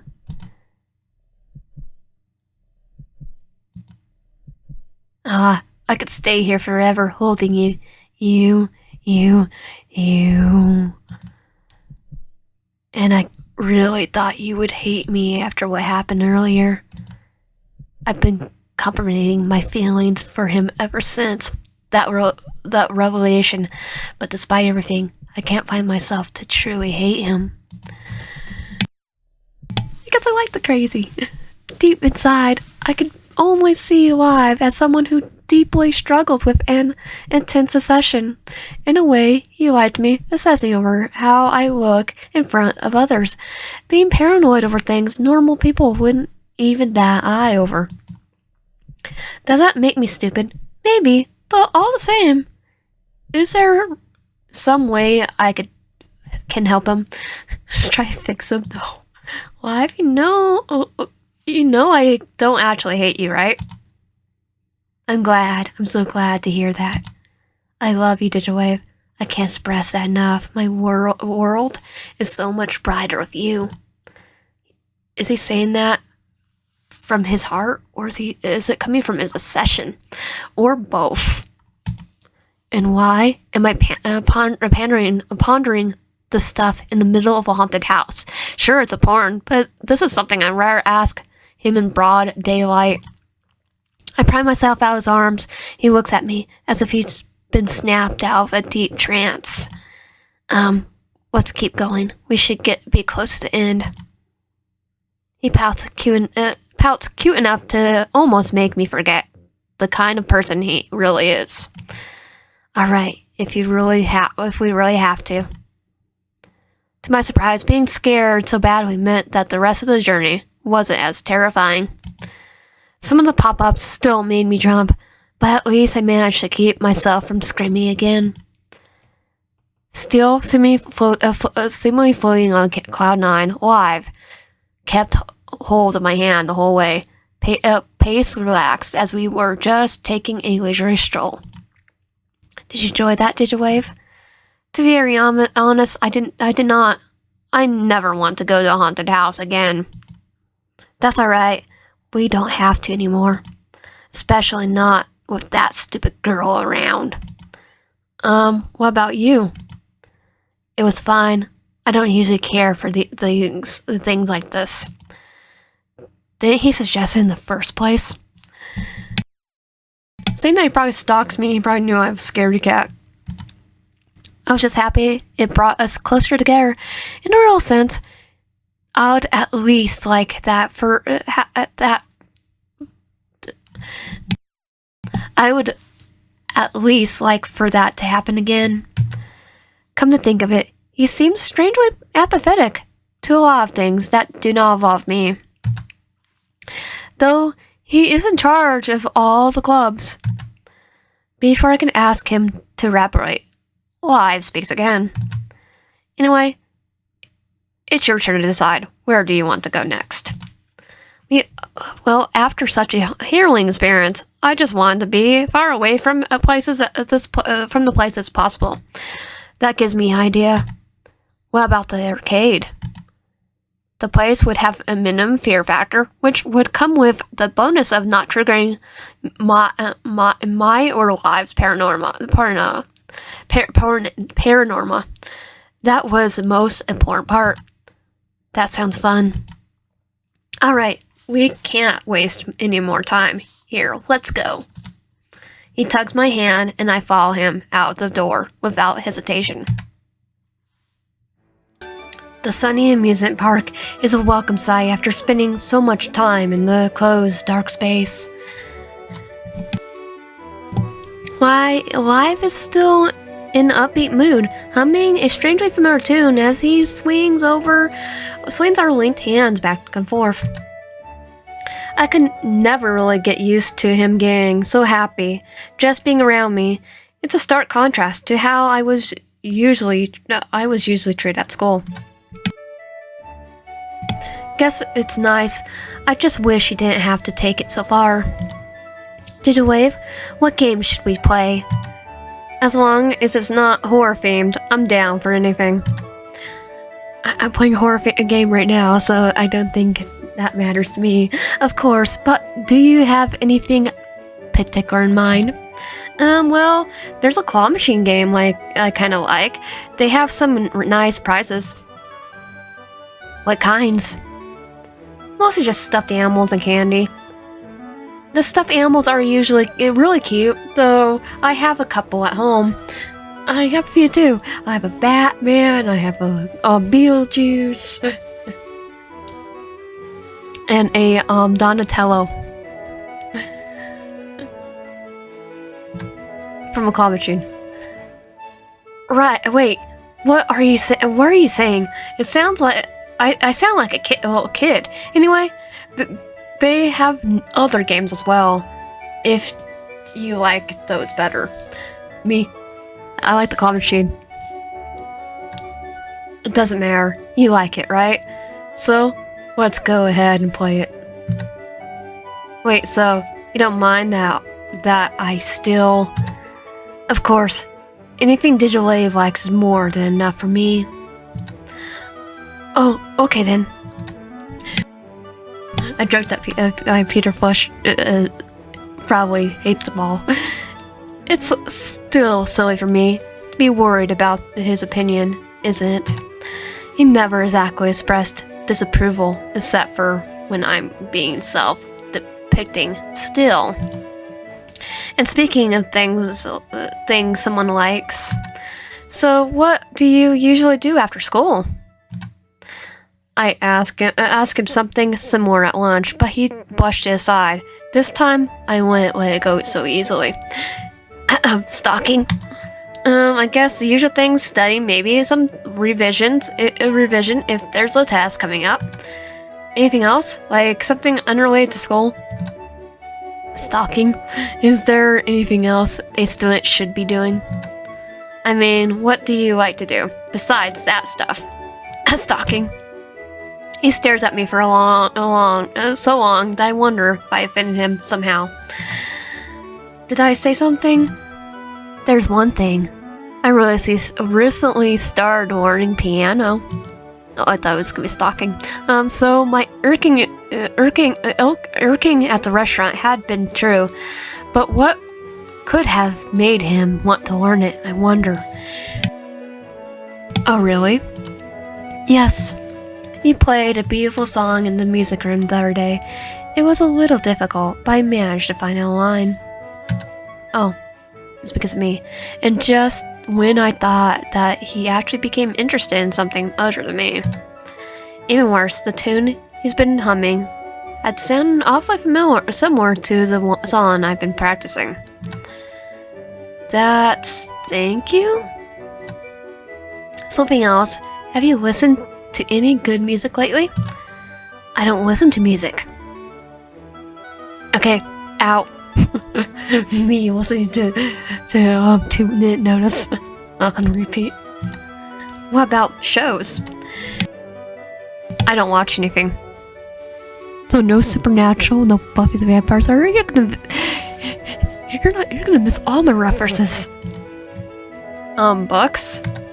Well, extra rain for school, and whatever nonfiction seems useful. I don't have much care for the rest.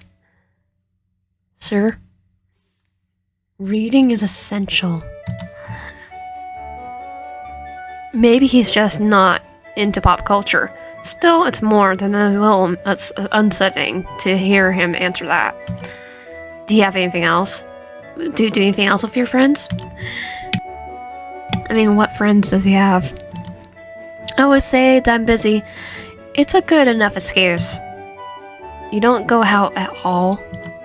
Sometimes, but only for birthday parties and the like. Even then I leave as soon as I'm able. Oh. You're into parties? They're definitely not something I expected from. He's not into them. No, I'm not. They're boring and a waste of time. I only go if I can use the event to my advantage, otherwise it's just a bother. You're at least like, you at least like your clubs, right? I mean, since you lead a few, they're useful for scholarships, I guess, but other than that, they're not really they don't really matter. Fair. That's probably why he's in this clubs in the first place. But the athlete clubs has been a little interesting. Athletics club. Nice. So what do you like about it? That's where I'm able to practice cross country. I like outrunning the others. It's been a useful skill. Very useful indeed. For stalking?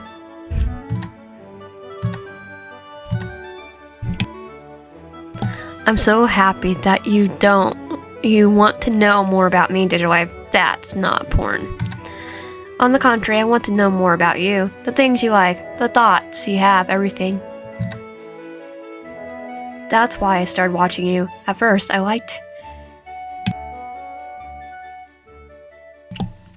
liked just seeing you go about your day, making sure you were safe.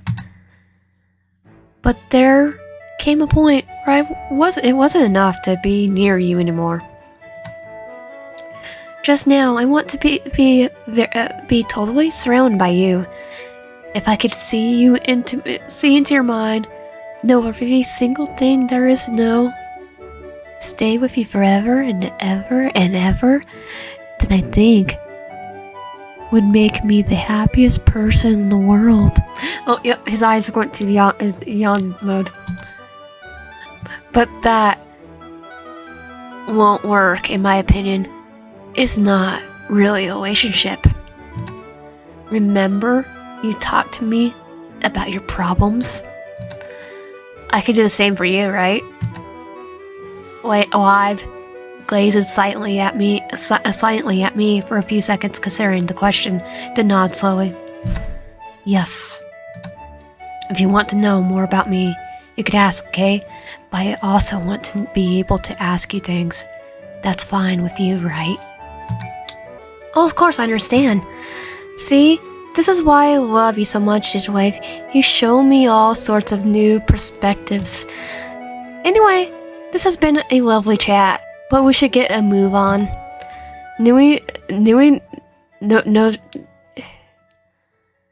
Negotiated. He takes my hand, pulling me forward. I don't know what I was expecting. I guess I thought that looking into his hobbies would give me insight on his personality, but he doesn't seem to enjoy anything that isn't purely practical and mildly disturbing. Still, I'm glad he opened up about himself for once. The rest of the walk is peaceful enough, though Liev flushes me a very flinked, wide smiles. Finally, we step through the doors of the arcade. The arcade is bustling with teens our age, engrossed in a game or crowding around the various machines waiting for their turn. This is a machine. Okay, I see one big TV screen and a pool table. I recognize a few people from school, but I don't quite get up the courage to say hi. And despite being head boy, Liev doesn't really spare time as passing a glance. I spot a shooting game nearby, which gives me an idea. Liev seems very violently inclined, but perhaps he could expand that energy into a game where no one would actually get hurt.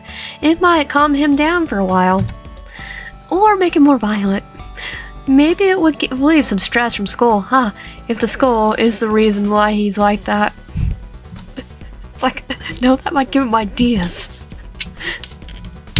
United States here. Hi, they have a game over there that you might like. Want to check out? He follows the direction of where I pointed, but shrugs with an uninterested look in his face. Oh, I thought you didn't like that sort of thing. I just wanted to have you to have fun as well. Isn't that a game super popular with guys right now? Have you never watched someone play before? Being popularity, just put Pokemon on. Pokemon's always the go-to. I remember seeing someone bring a portable console to school once. I watched them play, but it all looked so terribly boring. The controls looked stiff, and the blood effects were just silly. It's just not the same. Sorry, I'll be playing Batman Arkham City in the corner of my portable system. As it's a real thing. Be playing Pokemon instead, and anything I found. It doesn't matter. It's your turn to pick, right? You should get the final say. Anyway, mine is literally visual novels, Pokemon, and farming games, and Pokemon-like games. And I'm already enjoying myself. Digital Wave, I'm with you after all. Okay, I guess if that's not your thing, let's go ahead. Alright, this way. I swear, the more I learn about this guy, the more unsettled I get. Liev makes a beeline for the claw machine. Here we are. Would you like to go first, Digitwave? I don't mind. Sure. Insert a coin into the slot and wait for the light to flash green, signaling the start of the game. The second later, my hand is pushing the joystick 2 and 4, trying to get the claw into the optimal position for pressing the button to lower it.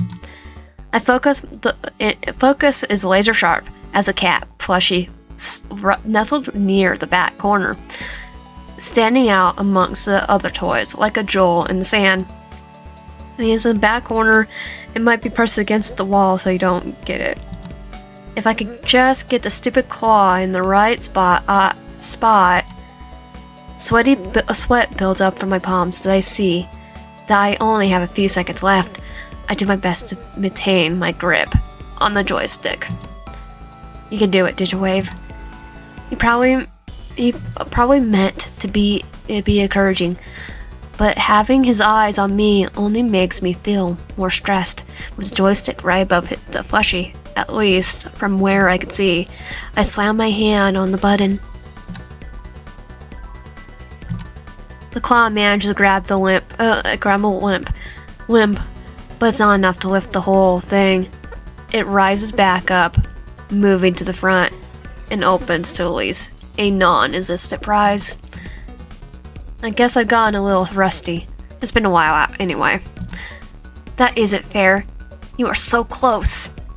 Sir, this is a claw machine. Claw machine is built on luck, skill, and if the claw machine is actually tight enough.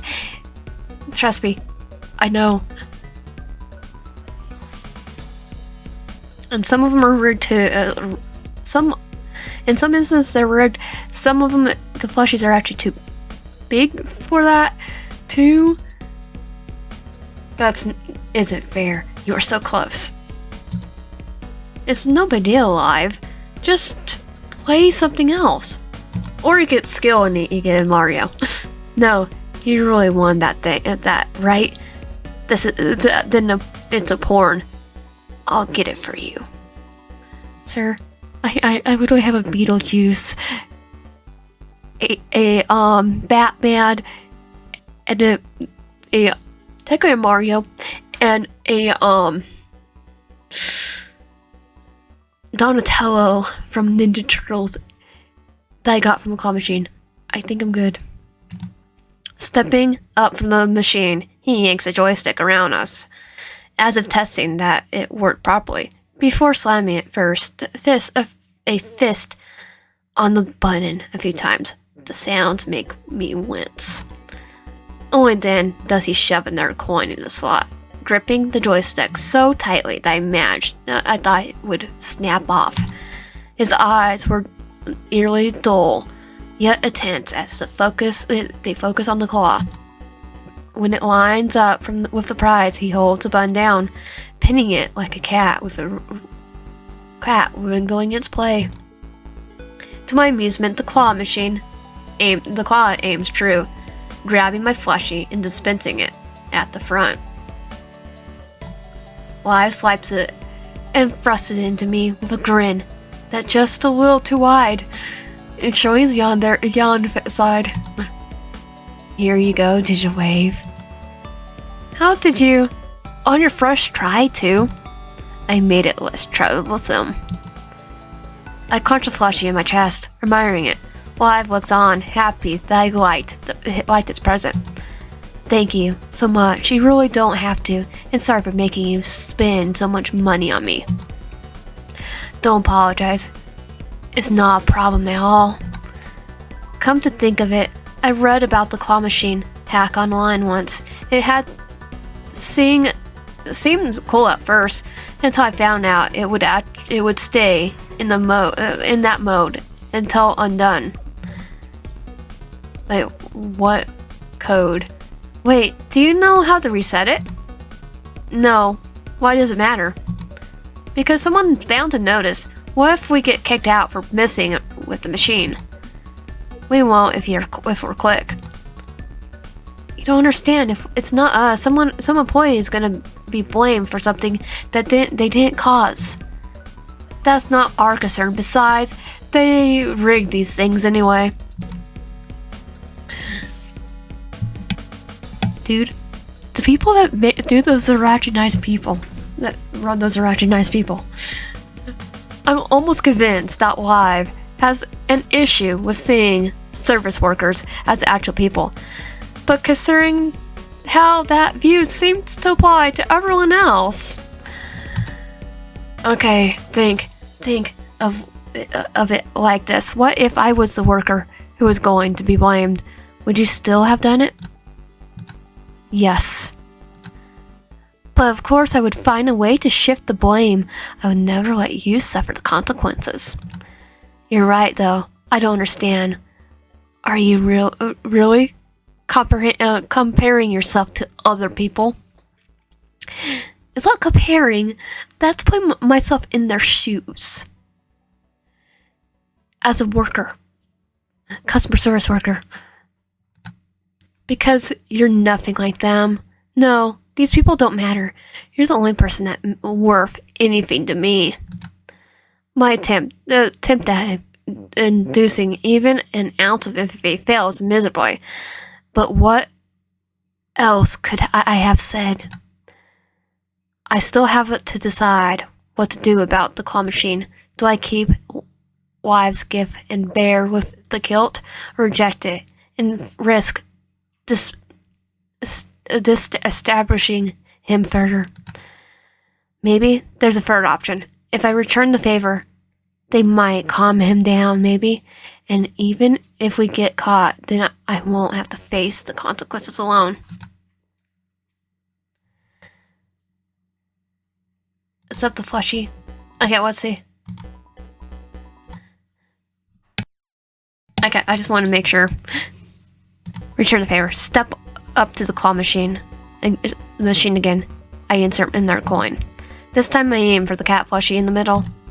Indeed, moving the claw is a lot easier than before. When I press the button, it sinks and grabs the prize, dispensing it to the front. Here.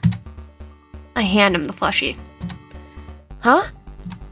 He accepts it, but stares at it like I just shown him, a living, breathing creature from a long-existent species. Look at that, it's cute. He stares at the stuffed animal in his arms for a long time, mouth slightly agape. Okay, he's happy. It's cat.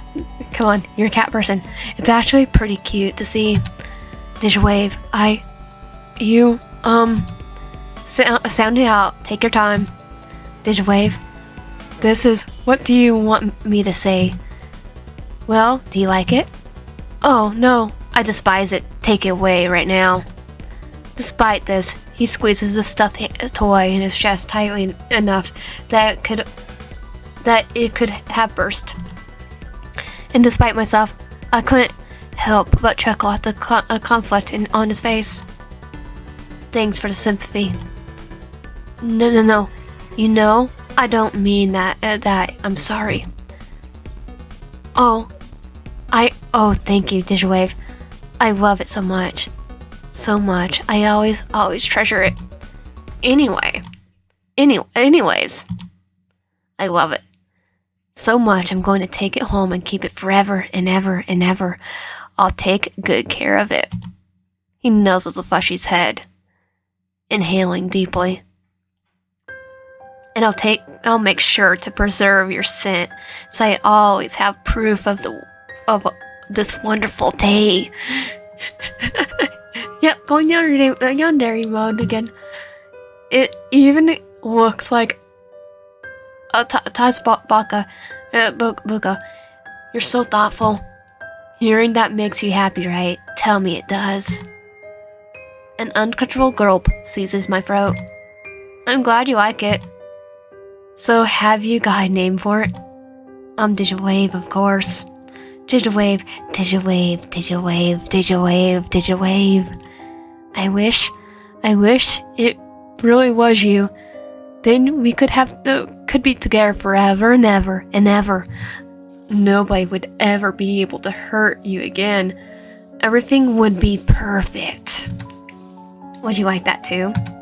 I thought that returning the favor would calm him down, but looks like I've only made things worse. Go me. Anyway, it's okay. I'll probably moving too fast. You think? Yes, because confessing that you're madly in love with a person you've known for less than a day is moving at just the right place. It's moving so lightning speed down the Audubon. Hey, is there anything else you want to do? We could play play the other games. Though I tried to focus on his question, I immediately hit with a sharp sense of dread that someone is going to notice the tampered claw machine. I think I'm good. Can we go, please? What's wrong? Remember the machine? We really should get going. I don't want to leave it like this, but... Liev casts a cold, analytic glance at the side, as if scanning for any approaching staff. Okay, wherever you want, let's go. His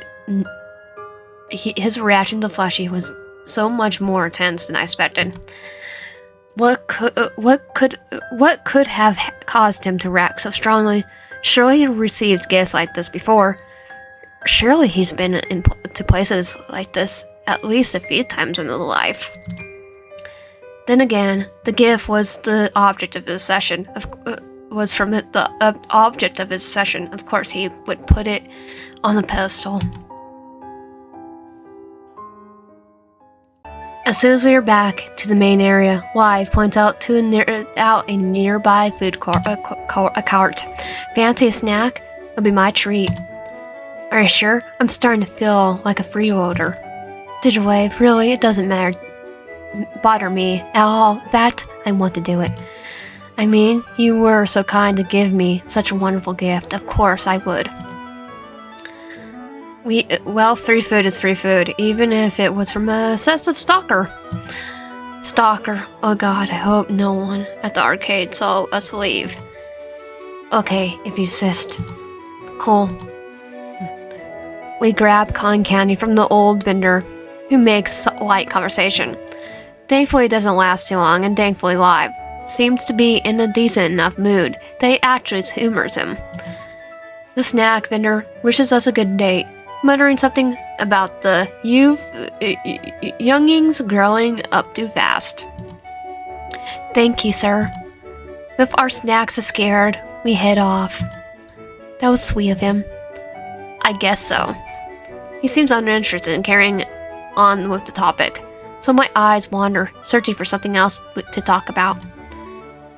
As I'm distracted with my surroundings, Liev walks a bit ahead of me. My gaze drops to the brown-orange concrete, knowing the little cracks along the path. A glimpse at a small white square on the ground.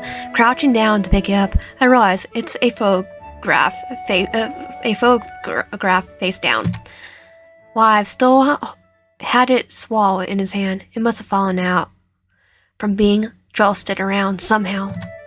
I knew curiosity killed the cat, but salvation did bring it back. Before I can rethink it, I turned the photo over. The image catches me by surprise. The world around me blurs, and I take a closer look. It features Liev as a child, besides an older girl, his sister. The physical resemblance is there. They share the same delicate features, different hair colors, and Liev's eyes have a slightly sharper slant, but those were likely inherited from different parents. That's about it.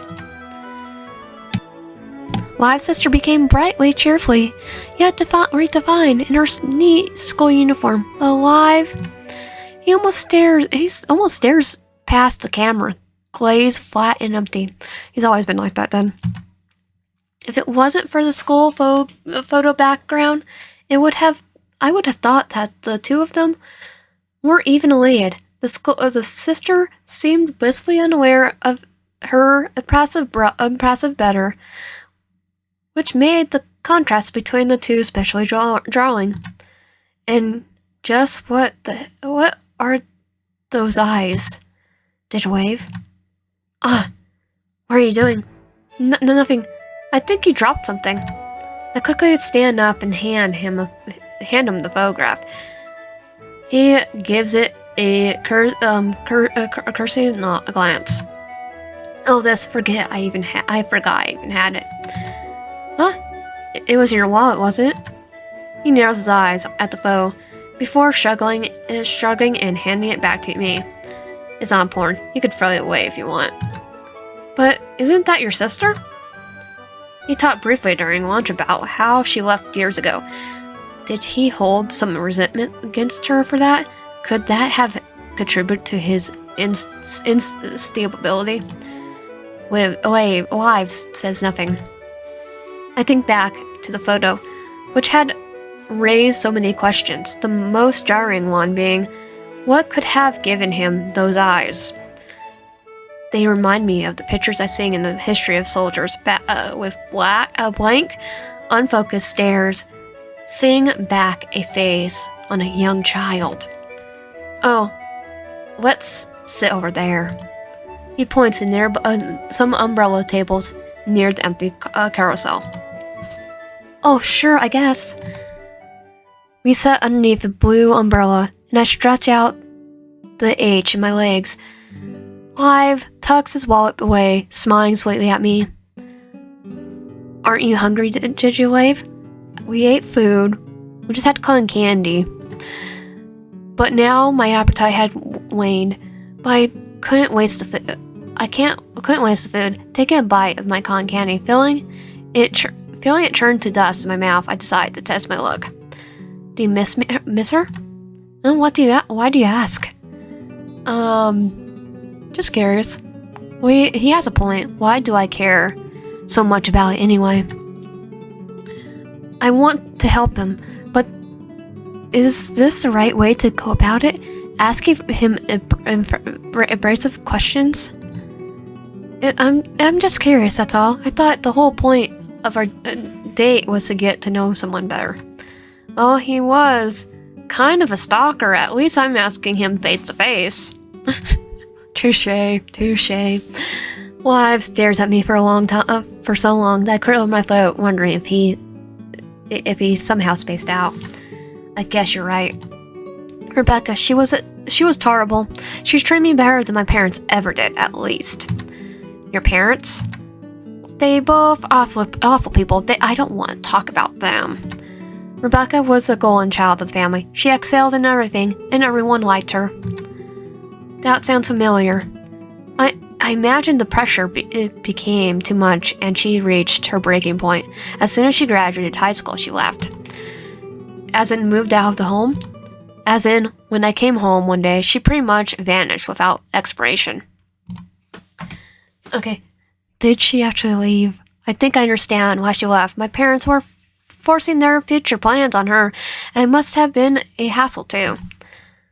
But when she was gone, things really, truly went to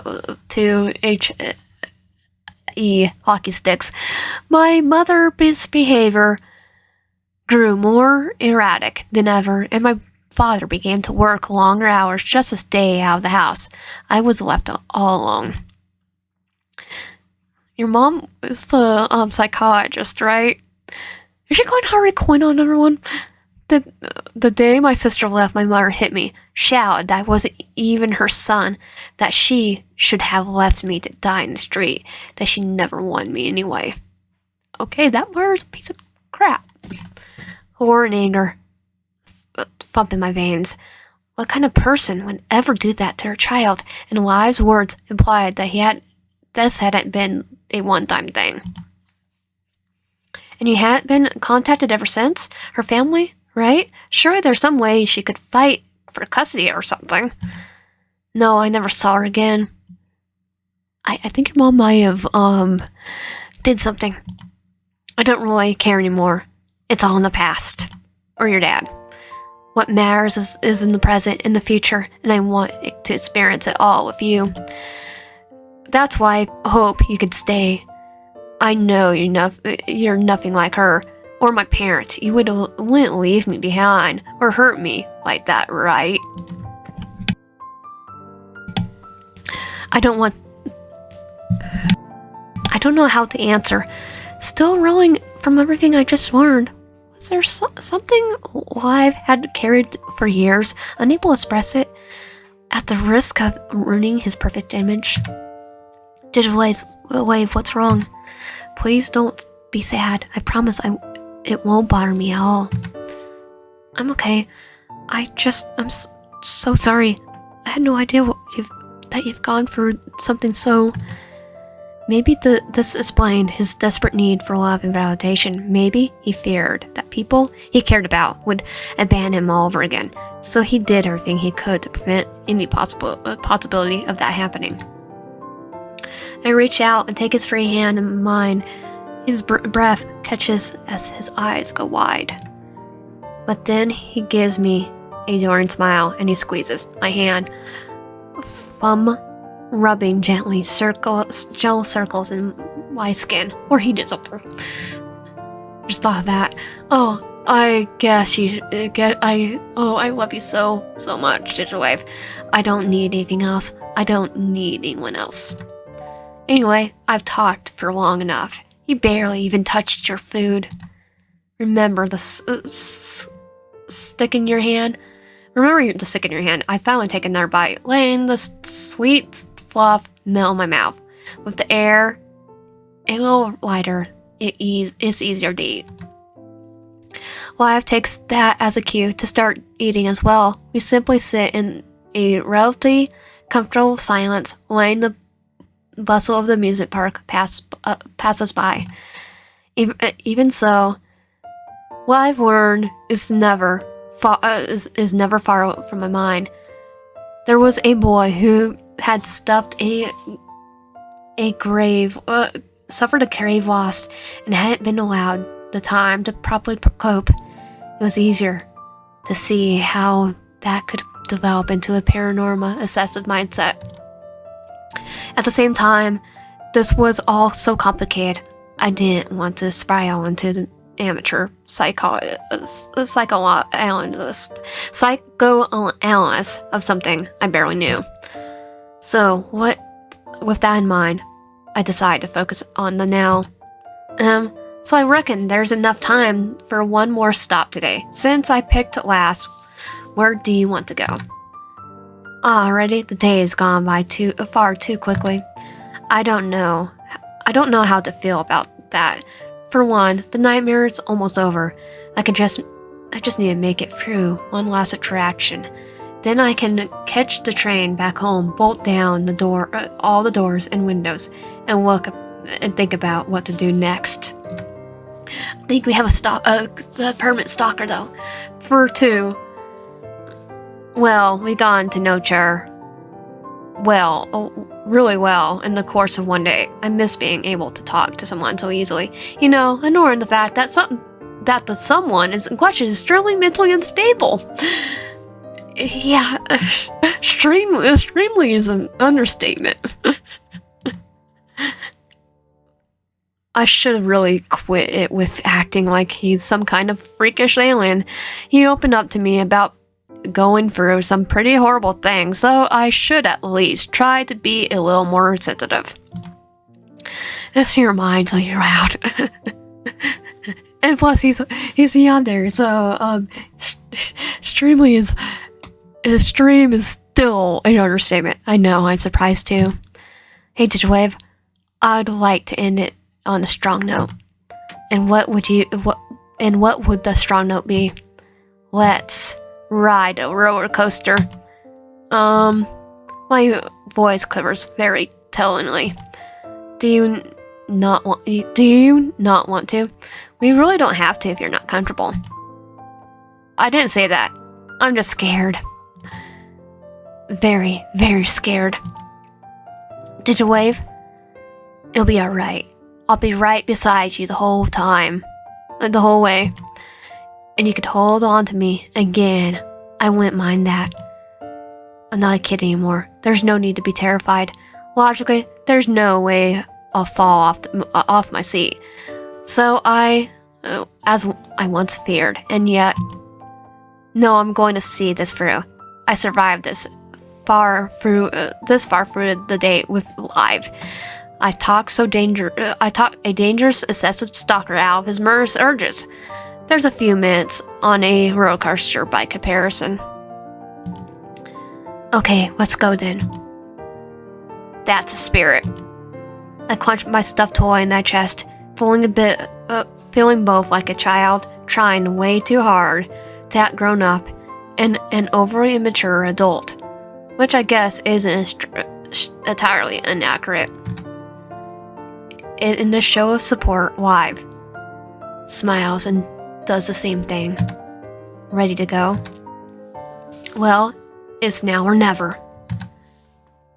And with that, we pack up our things and head off to the last stop of this crazy day.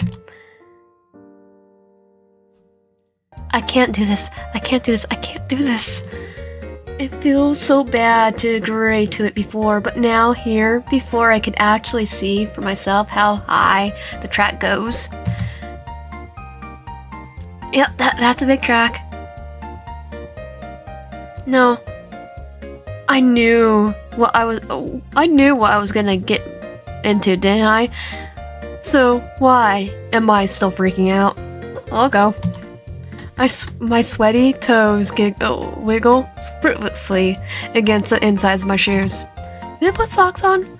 By which my eternal war, Liev sends me a concerned glance. Did you wave? Are you sure you're fine? You kind of look like you're about to. I'm fine. Totally fine. Just excited. It's all. Yup. Totally excited. I knew you're lying. In hindsight, what had been the point of pretending? We're about to get in line. Are you sure you don't want to go through with this? Decision paralyzed in a terrible thing. Decision paralyzed is a terrible thing, and somehow it's then I decide to settle in. Want to get for lunch? Nope. Neither. Whether to go for lunch? Nope. Whether not to hold onto Liev's hand? Now, what to do with the fleshy? Not then. But whether or not to get in a stupid roller coaster? Of course, that's when it happens. No, I can't decide now. I have to think. I have to calm down. And I can't do that out here. I have to go to the bathroom. I can't even find it in myself to be embarrassed at how abruptly I said that. That's how bad it is. Okay, oh, okay. I'll come with you. No, don't. I mean, I'm bursting. I'll only be a few minutes. No. I don't like that. Dude, you know what's weird? You'll look if people see you loitering outside the woman's bathroom. I'll just say I'm waiting for my girlfriend. It's true in a way, isn't it? I just need you to hold my fleshy, okay? Then they can join Digital Life Junior. Fine, fine. Okay, just tell me if anything happens. I'll break down the door if I have to. I gave a nervous chuckle. He's probably not kidding. No, he's definitely not. I give him my plushie, and he gathers in his arms beside his own. I better go. See you in a bit. See you soon. I could still feel his eyes burning a hole in my back on my back as I leave. Once I'm finally out of sight, I briefly consider grabbing it and heading straight for the station. What stops me is the memory of Liev confronting me about my fears, constantly giving me a way out, even considering how terrifying he can be. Is it really fair on him to betray his trust like that? Didn't I want to get him help? Or maybe it's just my self-preservation.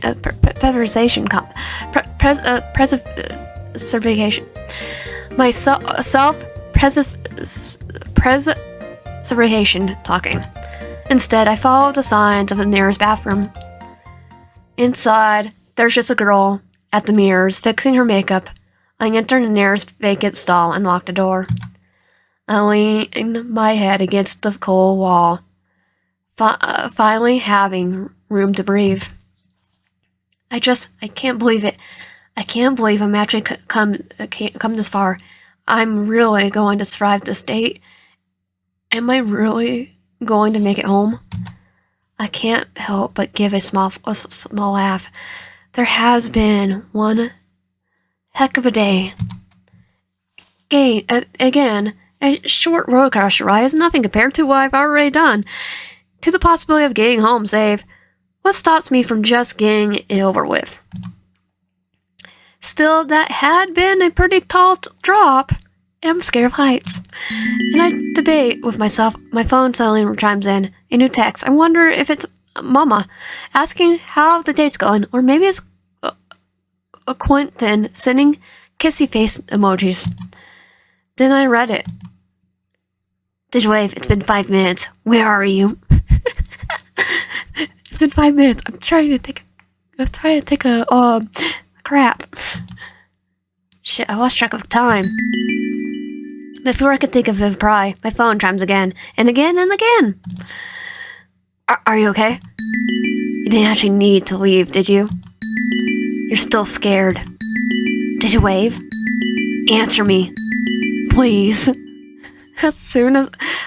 No sooner had my fingers touched the keyboard than he sent a few messages. A new message. It would be oppressive if not for the context. Fingers shaking, I tape out a half-baked reply. I'm just washing up. I'll be back soon. 5 minutes, barely 5 minutes. He's already spamming me. What the heck? The second my fingertips in, my phone rings with a call. No points for guessing. Who from? Sighing, I answered it. Hi, Liev. Is something up? I'm literally about to go back. No need. I'm right outside. His voice sounds strained as if he's just run the perimeter of the whole park. Already? Yep, I'll be waiting. He hangs up, leaving me to stare at the screen in silence. Why? Oh, why? Oh, why? Can't he give me a break? Because it's Yandere. Seeing the urge to curl up and scream to my knees, I exit the stall. The girl at the mirror raises a brow at me, for her expression seems sympathetic. Was that your partner? They sound cleany. Yeah, my partners are partners in Yandere. Get help. Run. Like, nah, go for the red flags. I give a nervous chuckle. She has no idea. I give her a quick once-over, smoothing out the wrinkles of my clothes and brushing my hair back from my face. Okay, time to leave before Liev thinks I'm getting kidnapped or something. I step out of the bathroom, trying to ignore the pounding in my heart.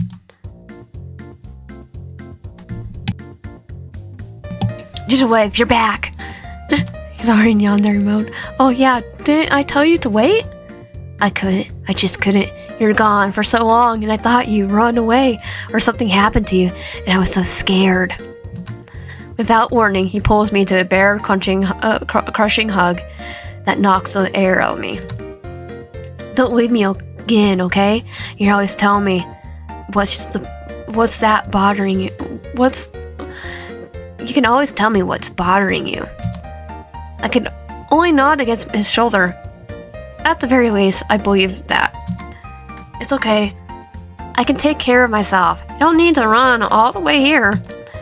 Sorry, Wave. I was just really worried. If anything happened to you. Sighing, I reach out to pat him on the head. His hair is silky soft between my fingers and smells faintly vanilla. I'm fine, okay? I was just trying to calm down before getting in line. He gasps at the contact, but nods, closing his eyes and nuzzling my hand like a cat. It takes everything in me not to find it adorable. I nudge him away, and he looks disappointed at the loss of contact. Let's just go, okay? Okay. At least he apologized, but it's not exactly nice to know that your date can't even be away from you more than 5 minutes. Yeah, if he had... What to say, he's gonna be in the room like Edward Cullen and Peter while you're sleeping. Again, it probably has to do with what he told me earlier. Not entirely his fault. Doesn't make it any less creepy though. We make our way back to the rides with my fleshy in a deep, death grip. Ready to go? Ready as ready as I'll ever be, I guess. If anything happens, you know what to do. Actually, can I ask you a favor? Anything. I hope I don't sound weird, but can you talk to me while we're in line? Just about anything other than the ride. Wave, you sound like you're about to get a jab. Hey, I have to look away if I can get a shot. I know, but I really do want to go. If only so I could prove that I'm stronger than this. That would just help. Yeah, of course I will. Thanks. We make our way to the end of the end of the short line. I look up at the people in front of us. How carefree and relaxed they seem. If only I could be like that, then I could take the whole situation in stride. Then I would understand how to manage the date better. Wave, do you like drawing? Truth be told, I'm a terrible artist. In bio, we had to draw different skulls, and someone thought my ape skull was a horse head.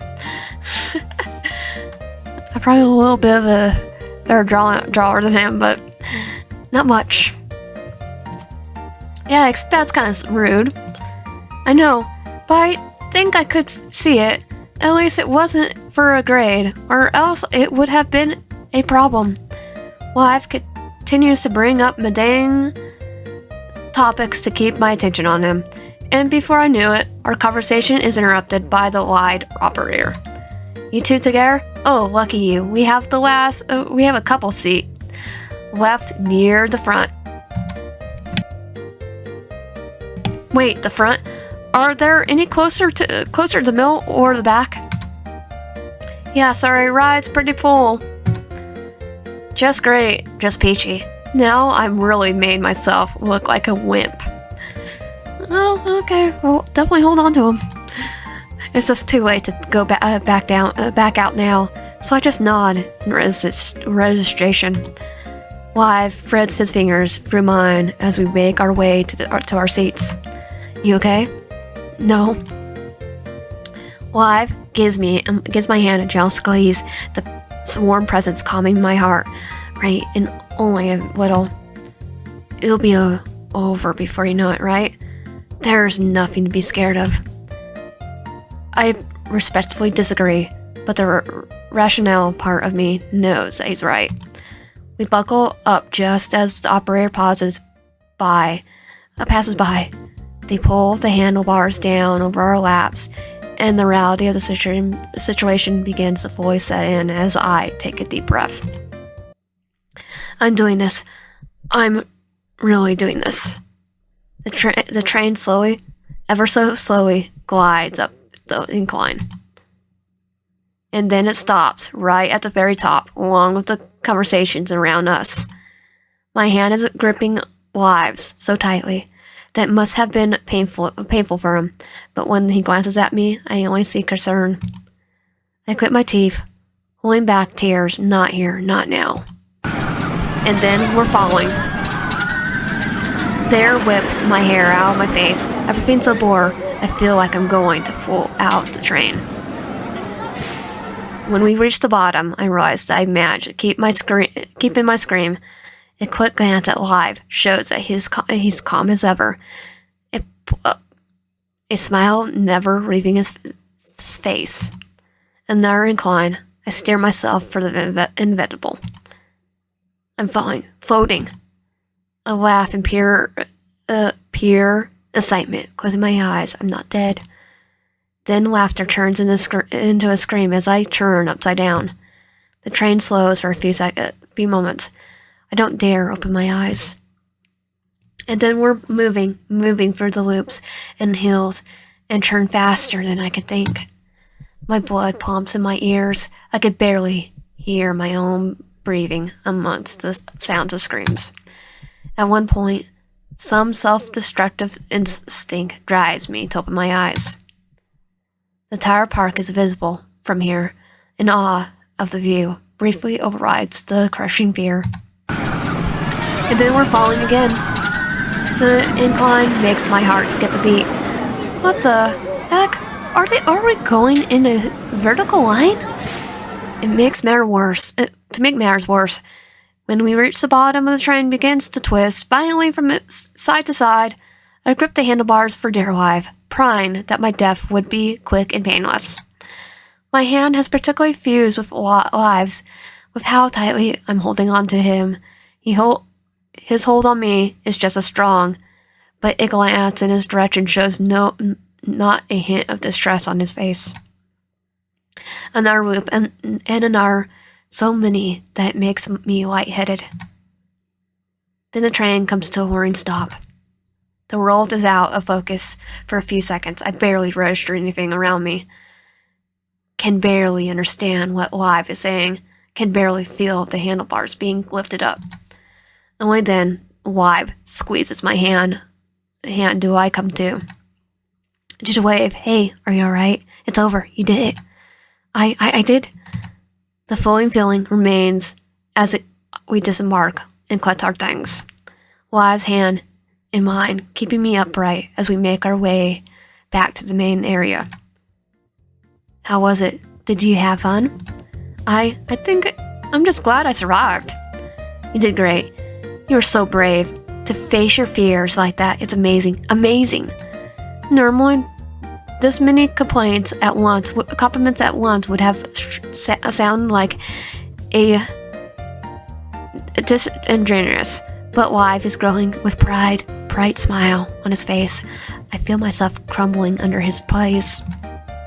Thank you. Oh, I'm so happy right now I could kiss you. Oh, too late?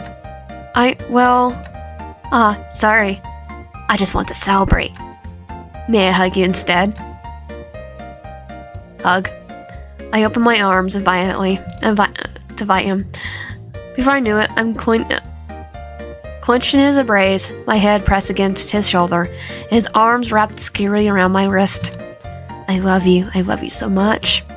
I love you. I love you. I love you. I love you. I love you. His grip tightens and he brushes his nose in my neck, inhaling deeply. I do my best to stay absolutely still, a lump catching my throat. If I had felt any joy from the hug, all that went out the door in that very moment. He releases me slowly, as if to it physically pains him to let me go. I really truly wish I could kiss you, but for now, this is enough. It's home time for you soon, isn't it? That's right, with the ride over and done with. It's late afternoon, using my phone to check how long it will be until the next train. Damn it, I missed the last one. It'll be 30 minutes until the next. Really? I mean, silver lining, right? There are lots of things we could do in that time. We could get ice cream, or take photos, or anything you want, really. Well, that garden was pretty pretty. I'd like to sit down again. I kind of want to show the flowers to Mama. Is that okay? Good with you? No need to ask. Let's go. Taking my hand, Liev pulls me forward, and we make our way to the ride from the wide area all the way back to the gardens. Liev's suggestion: we take a shortcut. It's decidedly less populated than I was comfortable with, but there were still a good few people strolling about. Besides, for all his talk, Liev hasn't actually done anything to cause any physical harm. I'm still a little on edge about him, but it does keep his word. Ah, that's nice. Do you think so, Digitwave? Yes, it's quiet and just as much needed after that ride. Don't think about that now. Just relax, breathe in the fresh air. Unless something's on your mind. No, I agree. I really need this. Thank you, Liev. My pleasure. We simply walk down the path in silence, listening to the birds and the grasshoppers chirping in the distance. It takes me a few seconds to notice that Liev is no longer beside me. When I turn, he's standing beside me, an unreadable expression on his face. Hey, Digitwave, can I ask you something? It's very important to me. Sure, what is it? Do you remember anything? Anything about, hey, well, look who is. I think these guys know us. Or him, at least. You have a lot of nerve showing your face. The stranger's eyes rake shamelessly over me, and I fight the urge to cringe. Figured you'd have chicks all over you. They're suckers for a good boy act, eh? It's like, oh, these might be the guys that he gave the cigarettes to. Nothing to say, you backstabbing piece of crap. Of course someone like you would sell us out. Do you have any idea what you put me through? That guy, now I recognize as one of the boys, swings a heavy fist in Liev's direction. But Liev smoothly dodges it so fast that the guy nearly loses his bounce. Coward. Then his friend lunges forward, arms out to shove him. Liev is faster, pulling away and leaving him stumbling. What the heck? Gripping his arm, Liev throws him aside so casually as if he were a rag doll. The guy lands hard on his butt, utterly stunned. I open my mouth to try to stand down, to warn him of the one coming from behind, but Liev is already reacting. The guy hooks his arm around Liev's head to put him in the chokehold, but he ducks just in time, elbowing him in the nose hard enough to draw tears. Then he kicks him in the solar plexus, knocking the wind out of his lungs, sending him to the ground. The last boy standing backs down, doing the smart thing and putting some distance between him and Liev. Hey, what's with you? Too busy being a teacher's pet to remember how to fight? But then he turns to me. You want to press your little lady friend? Well, I don't blame ya.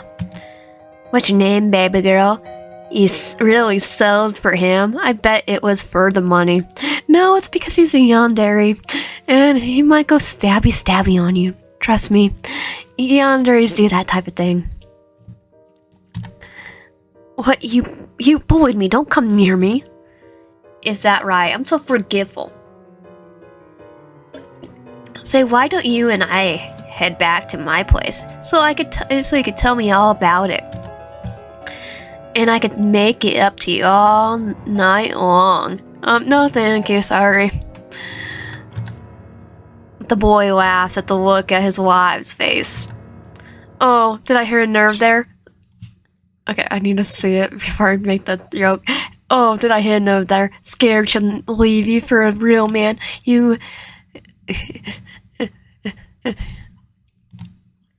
He just pulls out the knife, though. It's like, yep, knew he was gonna pull out a knife, though. Jokes to stab. I didn't. All jokes aside, I was joking about stabby. Liev lungs at him, wielding a switchblade, eyes blazing with uncontained rage. My question is, how did he get a switchblade all the way to the amusement park? Don't they check that type of thing? Pretty sure Disney does that, where you have to go through for stuff to actually go through. So they won't. If you have a switchblade, Disney will find out. The boy freezes at sight, looking at deer in headlights. Crap. What should I do? Sure, I really did not appreciate his comments, but at this Liev will be in a police station in handcuffs. Do nothing because, let's be fair. Liev's a yandere, and I don't want to get stabbed by the yandere love interest right now. I stand there as if rooted in the spot. In some way, maybe they do deserve what's coming. Or I keep telling myself. The boy attempts to scramble away, but Liev is faster, hooking an arm around his neck to keep him in place. Yeah, this is my yandere boyfriend. Nice to meet you. His friends move to help him, but Liev holds the blade against the boy's throat in warning. What's wrong? Go on, assault Digitwave like you were doing just now. The boy can only shake terribly in his grip, a far cry from the arrogant confidence from before. What do you want from me? Let me go. Digitwave, look, I caught him. I caught the bad guy. What do you want me to do now? I open my mouth, but nothing comes out. I can't move. I can't speak. Guess I'm just watching horrors, as my yandere boyfriend goes, ape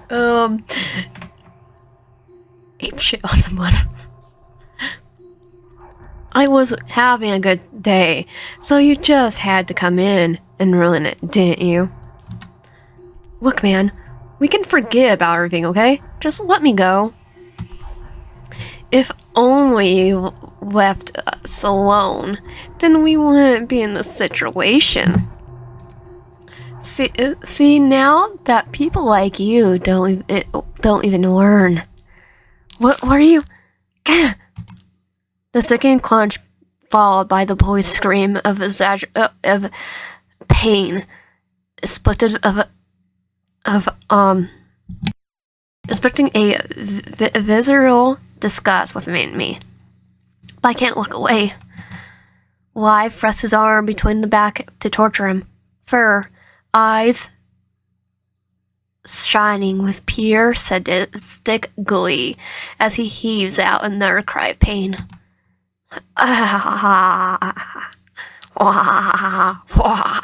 There. Simon just laugh, but I just had to do an evil laugh.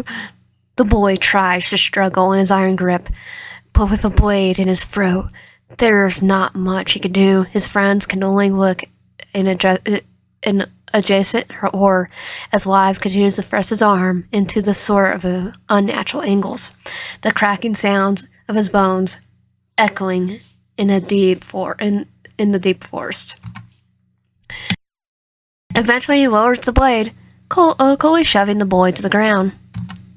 Consider yourself lucky that I spared your other wimps. I tell myself not to look. I can't. But then I do. Well, that is definitely needs to be... You need to go to the hospital right now. Any satisfaction I might have felt for his his karma is gone. I suppressed the urge to vomit. The boy laid sprawled on the ground, eyes glossy and wide, not moving save for the heavy, strained breaths. His friends cower around him, checking that he's still conscious. Trust me, he's still probably conscious, or at least he's alive. Hey, stay with me, man. We're gonna get you some help, alright? He turns towards us, leaving me with a look of pure hatred, but it quickly melts in fear when he remembers Liev. It wasn't me that did it. It was Yandere boyfriend. Just go, get out of here. We could or we'll call the cops. I feel instinctively urged to apologize. The instinct to apologize, even though the damage is already done. But I can't stay silent, knowing that nothing I can say or will change anything. Not my fault, though. Liev's present smile doesn't change anything, even if we're hurried down the path until we're out of sight. I didn't know I was gonna date Yandere.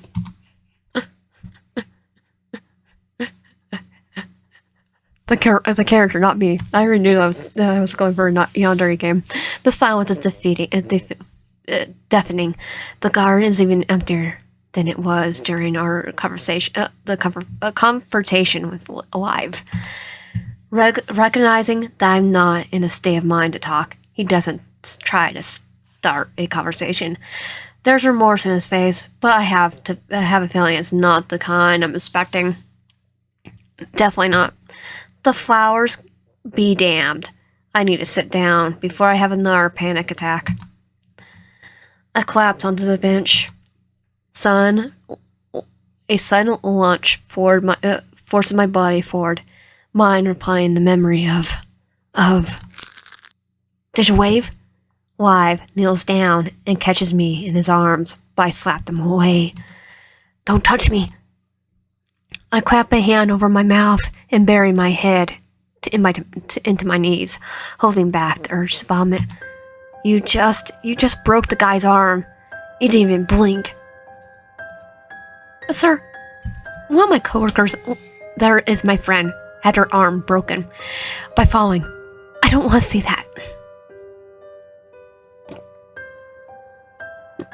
I didn't see it at all, but hearing about it was painful. Liev's brows are frowned and concerned, as if there's nothing he can do and make it all okay. To be fact, she's 6 years old, so it hurt. Took a long time to recover, and now she has extreme arthritis in that hand, like advanced. I didn't have a choice to wave. He would have hurt you. I know, I probably would have kicked him in the where the sun doesn't shine. How can he remain so calm after what he's just done? I grip him by the shoulders, staring him right in the face. Didn't have a choice. He basically surrendered, and yet you still. Why, Liev? Why do you do these things? Why go so far? You don't even. And you didn't even give me that it's all for you bullcrap. I never wanted this. So be honest with me for once. Why? Liev intensely fixate gaze takes on a hollowness. His eyes seem to pierce my very soul. It's simple as that. Everything I've done has been for your sake. But I'm guessing you want a general answer, right? Something to explain why I am the way I am. The truth is, it's because I don't care. I can't. To me, other people's feelings have always been irrelevant. So he's a sociopath.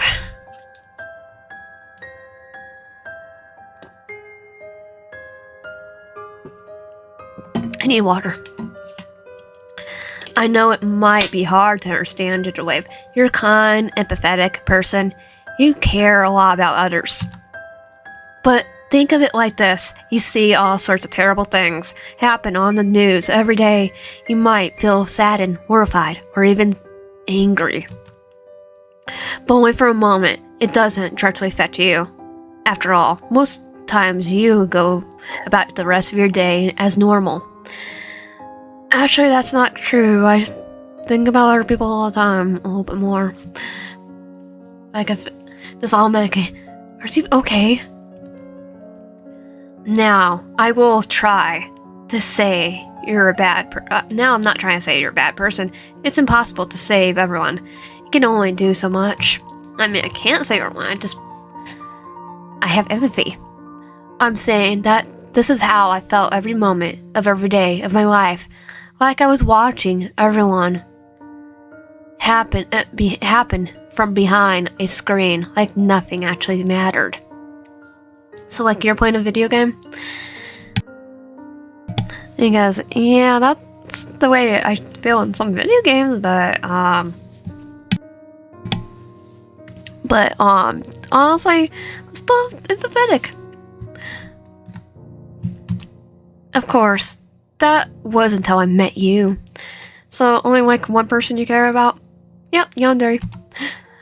The only person who's real. The only person who ever. But when I fell in love with you, I had to acknowledge other people as real too. To acknowledge that might take you away. That they might hurt you. That was the first time I ever felt compelled to do something. The first time I ever became so scared, so angry. I wanted to kill him. All of them. I still do. It took everything within me not to just slit his throat like a pig. Sir. That's a human being.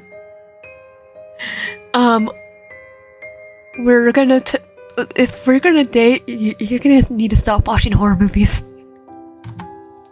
I won't do anything to help while I'm drinking from the good space cup. I would do anything to keep you safe and happy, Liev. Absolutely anything. If I had to murder an entire school for you, I would do it. Anything you need, anything you want. You could have gone to hurt too. You could have gone to prison. Do you really not care about that? No, definitely not. He is a sociopath. Or psychopath. Whichever one is. No, none of that matters as long as you're safe. And for prison, don't worry. I could lie. I've done it so many times before. I'm gonna say he probably actually killed someone before too. Did it really all just happen to me? Did it really all come back to me? Just why was he so obsessed? What could I have possibly done to trigger such intense, all-consuming feelings? Yeah, I kind of want to know that. Liev abruptly stands up, offering a hand. Hesitating a little, I take it, letting him pull me up. He simply stares at me for a while, expression unreadable. How long has it been that way? For as long as I can remember. I guess long before I met you. I was never like the other kids. I wasn't interested in playing with them or hanging out. All I needed to do at school was study, so I stayed away from everyone. As a result, all the other kids thought I was creepy. The teachers became concerned. Eventually, word reached my parents. My father insisted on taking care of everything. He took me to appointments and got me diagnosed and prescribed me medication. What were you diagnosed with? The thing is, none of it seemed to work. It only seemed to make me feel worse, emptier. I didn't know if he was stupid or he was really just as clueless as everyone else. Maybe he was just trying to please my mother, but I didn't care. I just wanted to feel like myself again. On top of pushing their children to overwork himself to exhaustion, physically and emotionally abusing him to the point that he could think about was how to be perfect model student. Why the heck would they put him through this? That's just geez. So they turned to drugs before even thinking about getting some actual help.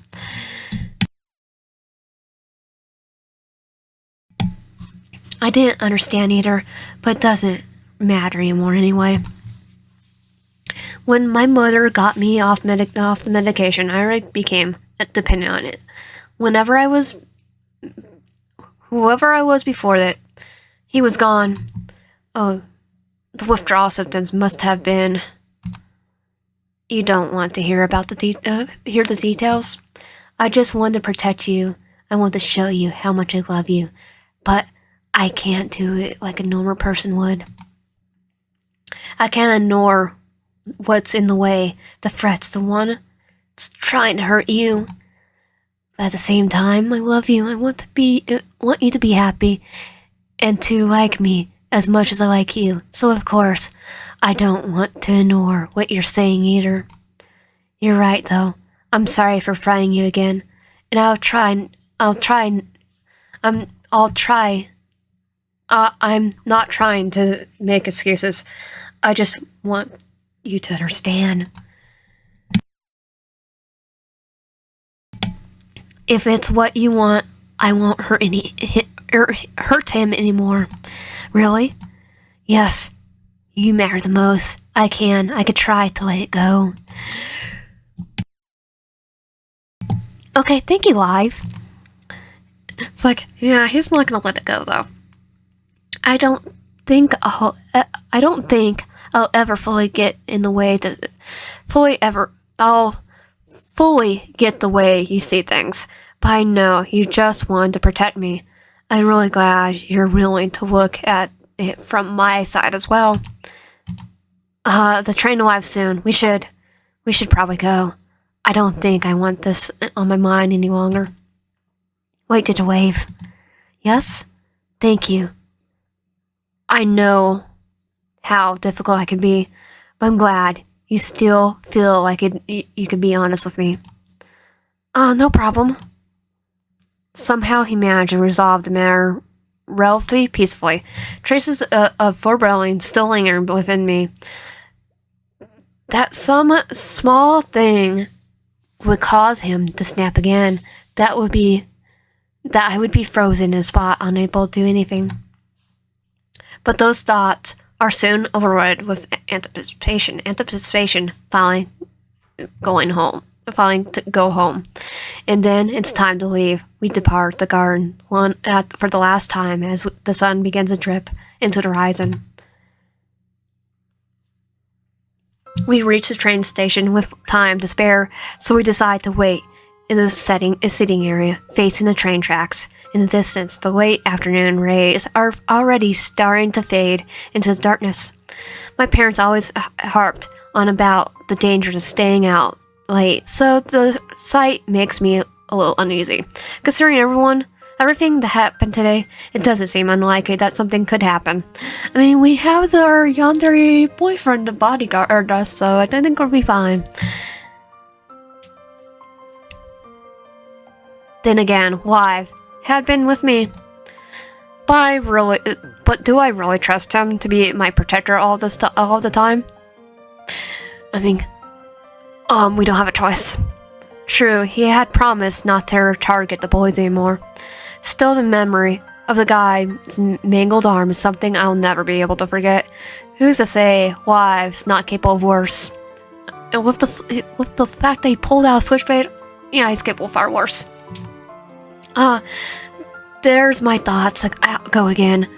I'm so close to getting on the train home, so I need to stay calm because if Liev gets even the slightest inkling that I've started panicking again. Did you wave? Yes? You seem troubled. Great, he's already noticed. It's nothing, just mentally replaying everything that happened today. At least I'm mostly telling the truth. I squeezed the fleshie on my lap, briefly sinking my face into its soft head. So despite how I've been acting today, did you still enjoy our date? Every single second. That's good. Did you enjoy it as well? I'm unsure of how to answer. It was exhausting. My social battery is about to run out. I just want to go home, have dinner, then shut myself away in my room. Of course, that's after I make sure all the doors and windows are locked. Yep. Despite that, this was the first time I really got to hang out with someone in a long while. Liev had done his best to be a good, considerate date, despite his various issues, and mine as well. I decided to focus on the good rather than the bad. I did. I don't have any real friends at school, which is kind of pathetic at my age. But more than that, I'm really happy I got to know you better, Liev. Friend, is that all I am to you? What? No, that's not what I meant. I meant I'm glad we are both trust each other like friends. I never got to ask, did you wave? Do you still like me? There was the inevitable question. There was the question I was wondering on, but that didn't make it easier to answer. I think back to the original plan, back when I had been so terrified I considered reporting him to the police. Liev, I still like you. I just can't believe you really want to stay with someone like me. Liev? Did you wave? It's so kind. I don't deserve it at all. Thank you? Okay, I didn't. Did you wave? There's something else. Something I wanted so badly to ask you earlier. I have so many things I need to tell you. But they got in the way. They tried to stop me. What's going on? No one can get in the way.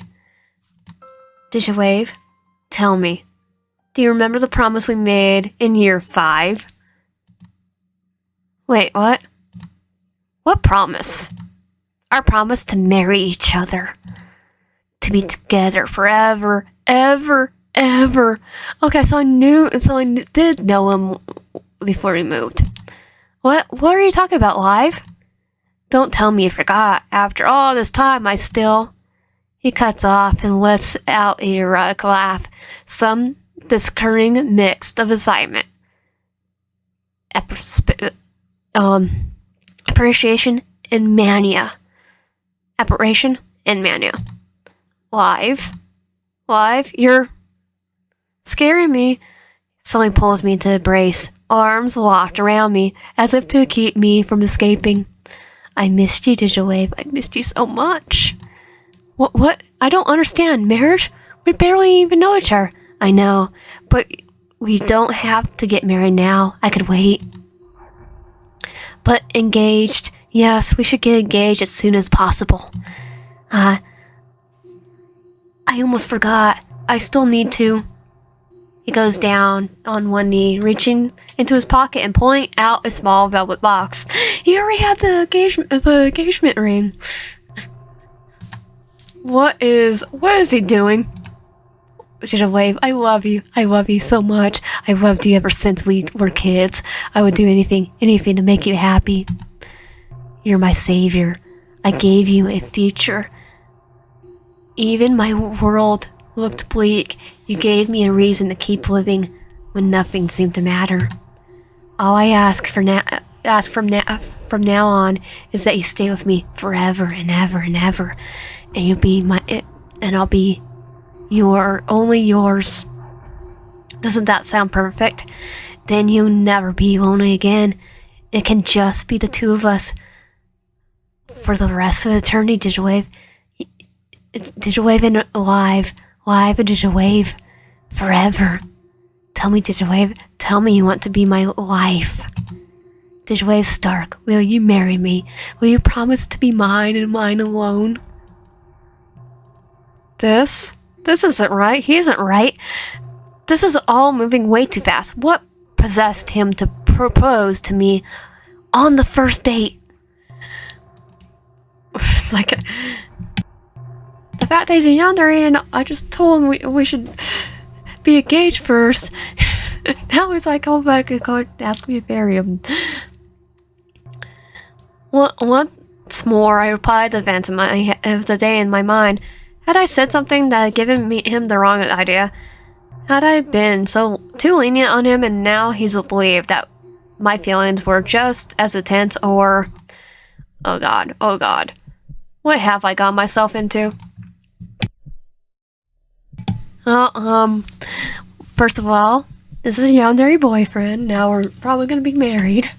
This is not gonna give me a thing to say yes or no, despite nothing good could come out of saying yes.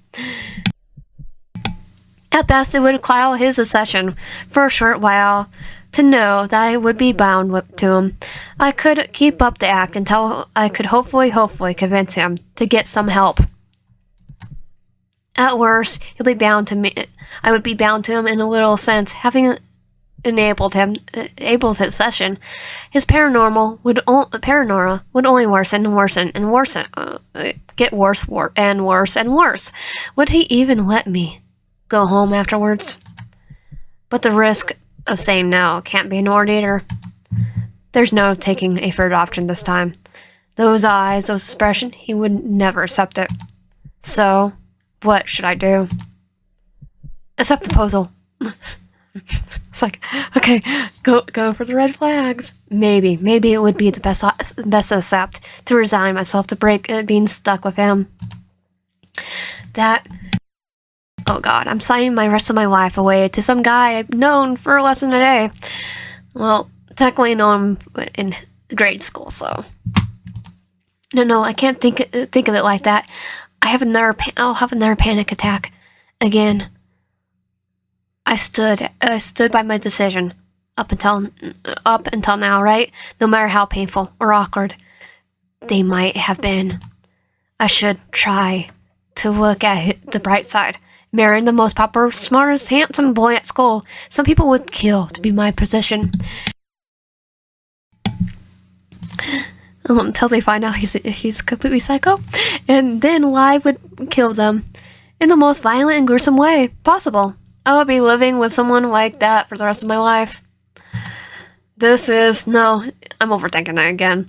I have to be firm with my decision. It's like, yep. No going back this time.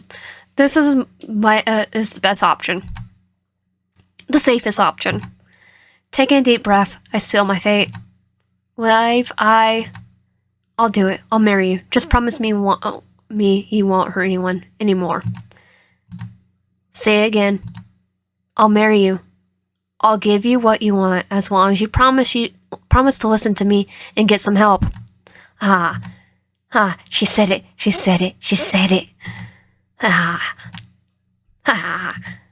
crushes his head in his hands, hunching over and laying out a screaming laugh that echoes against the open area. My heart rate skyrockets against my palm as I clench my chest, trying my hardest not to curl in on myself in terror. Dean jerks up, his bangs messily framing wide eyes in a psychotic grin. Finally, I'm glad, Digitwave. I can't wait for our life together. We can talk about the wedding later, but for now, let's celebrate. Let's tell your parents. I'm sure they'll want to know all about it. I open my mouth to speak, but with my throat seized up, nothing but a pathetic croak comes out.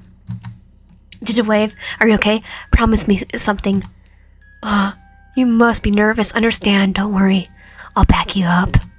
My family? Please don't hurt my family. I won't dream of it. Of course, I know you want them them at our wedding after all. Of course, you understand what I have to do if they refuse, right? I can't let them ruin our happiness, Digitwave. I won't. I'm sorry. But let's not focus on that, I have no idea how happy I am, Digitwave. How much I missed you. Gosh. Do you have a lot to catch? We do have a lot to catch up on. But I suppose today was a good start. Say, your parents wouldn't mind you staying over tonight, right? I'm your future husband after all. Digitwave? Oh, he's just gonna kidnap me anyway. You're crying. Are you that scared to tell me them?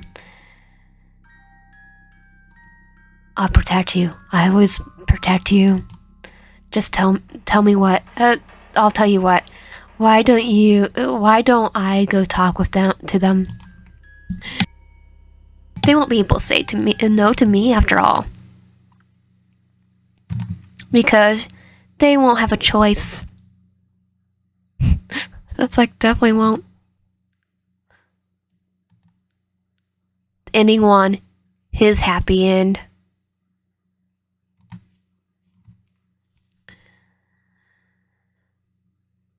And that was Pulsatio Cordis. If you like my content, please subscribe, help out, and comment below. I'll see you guys next time.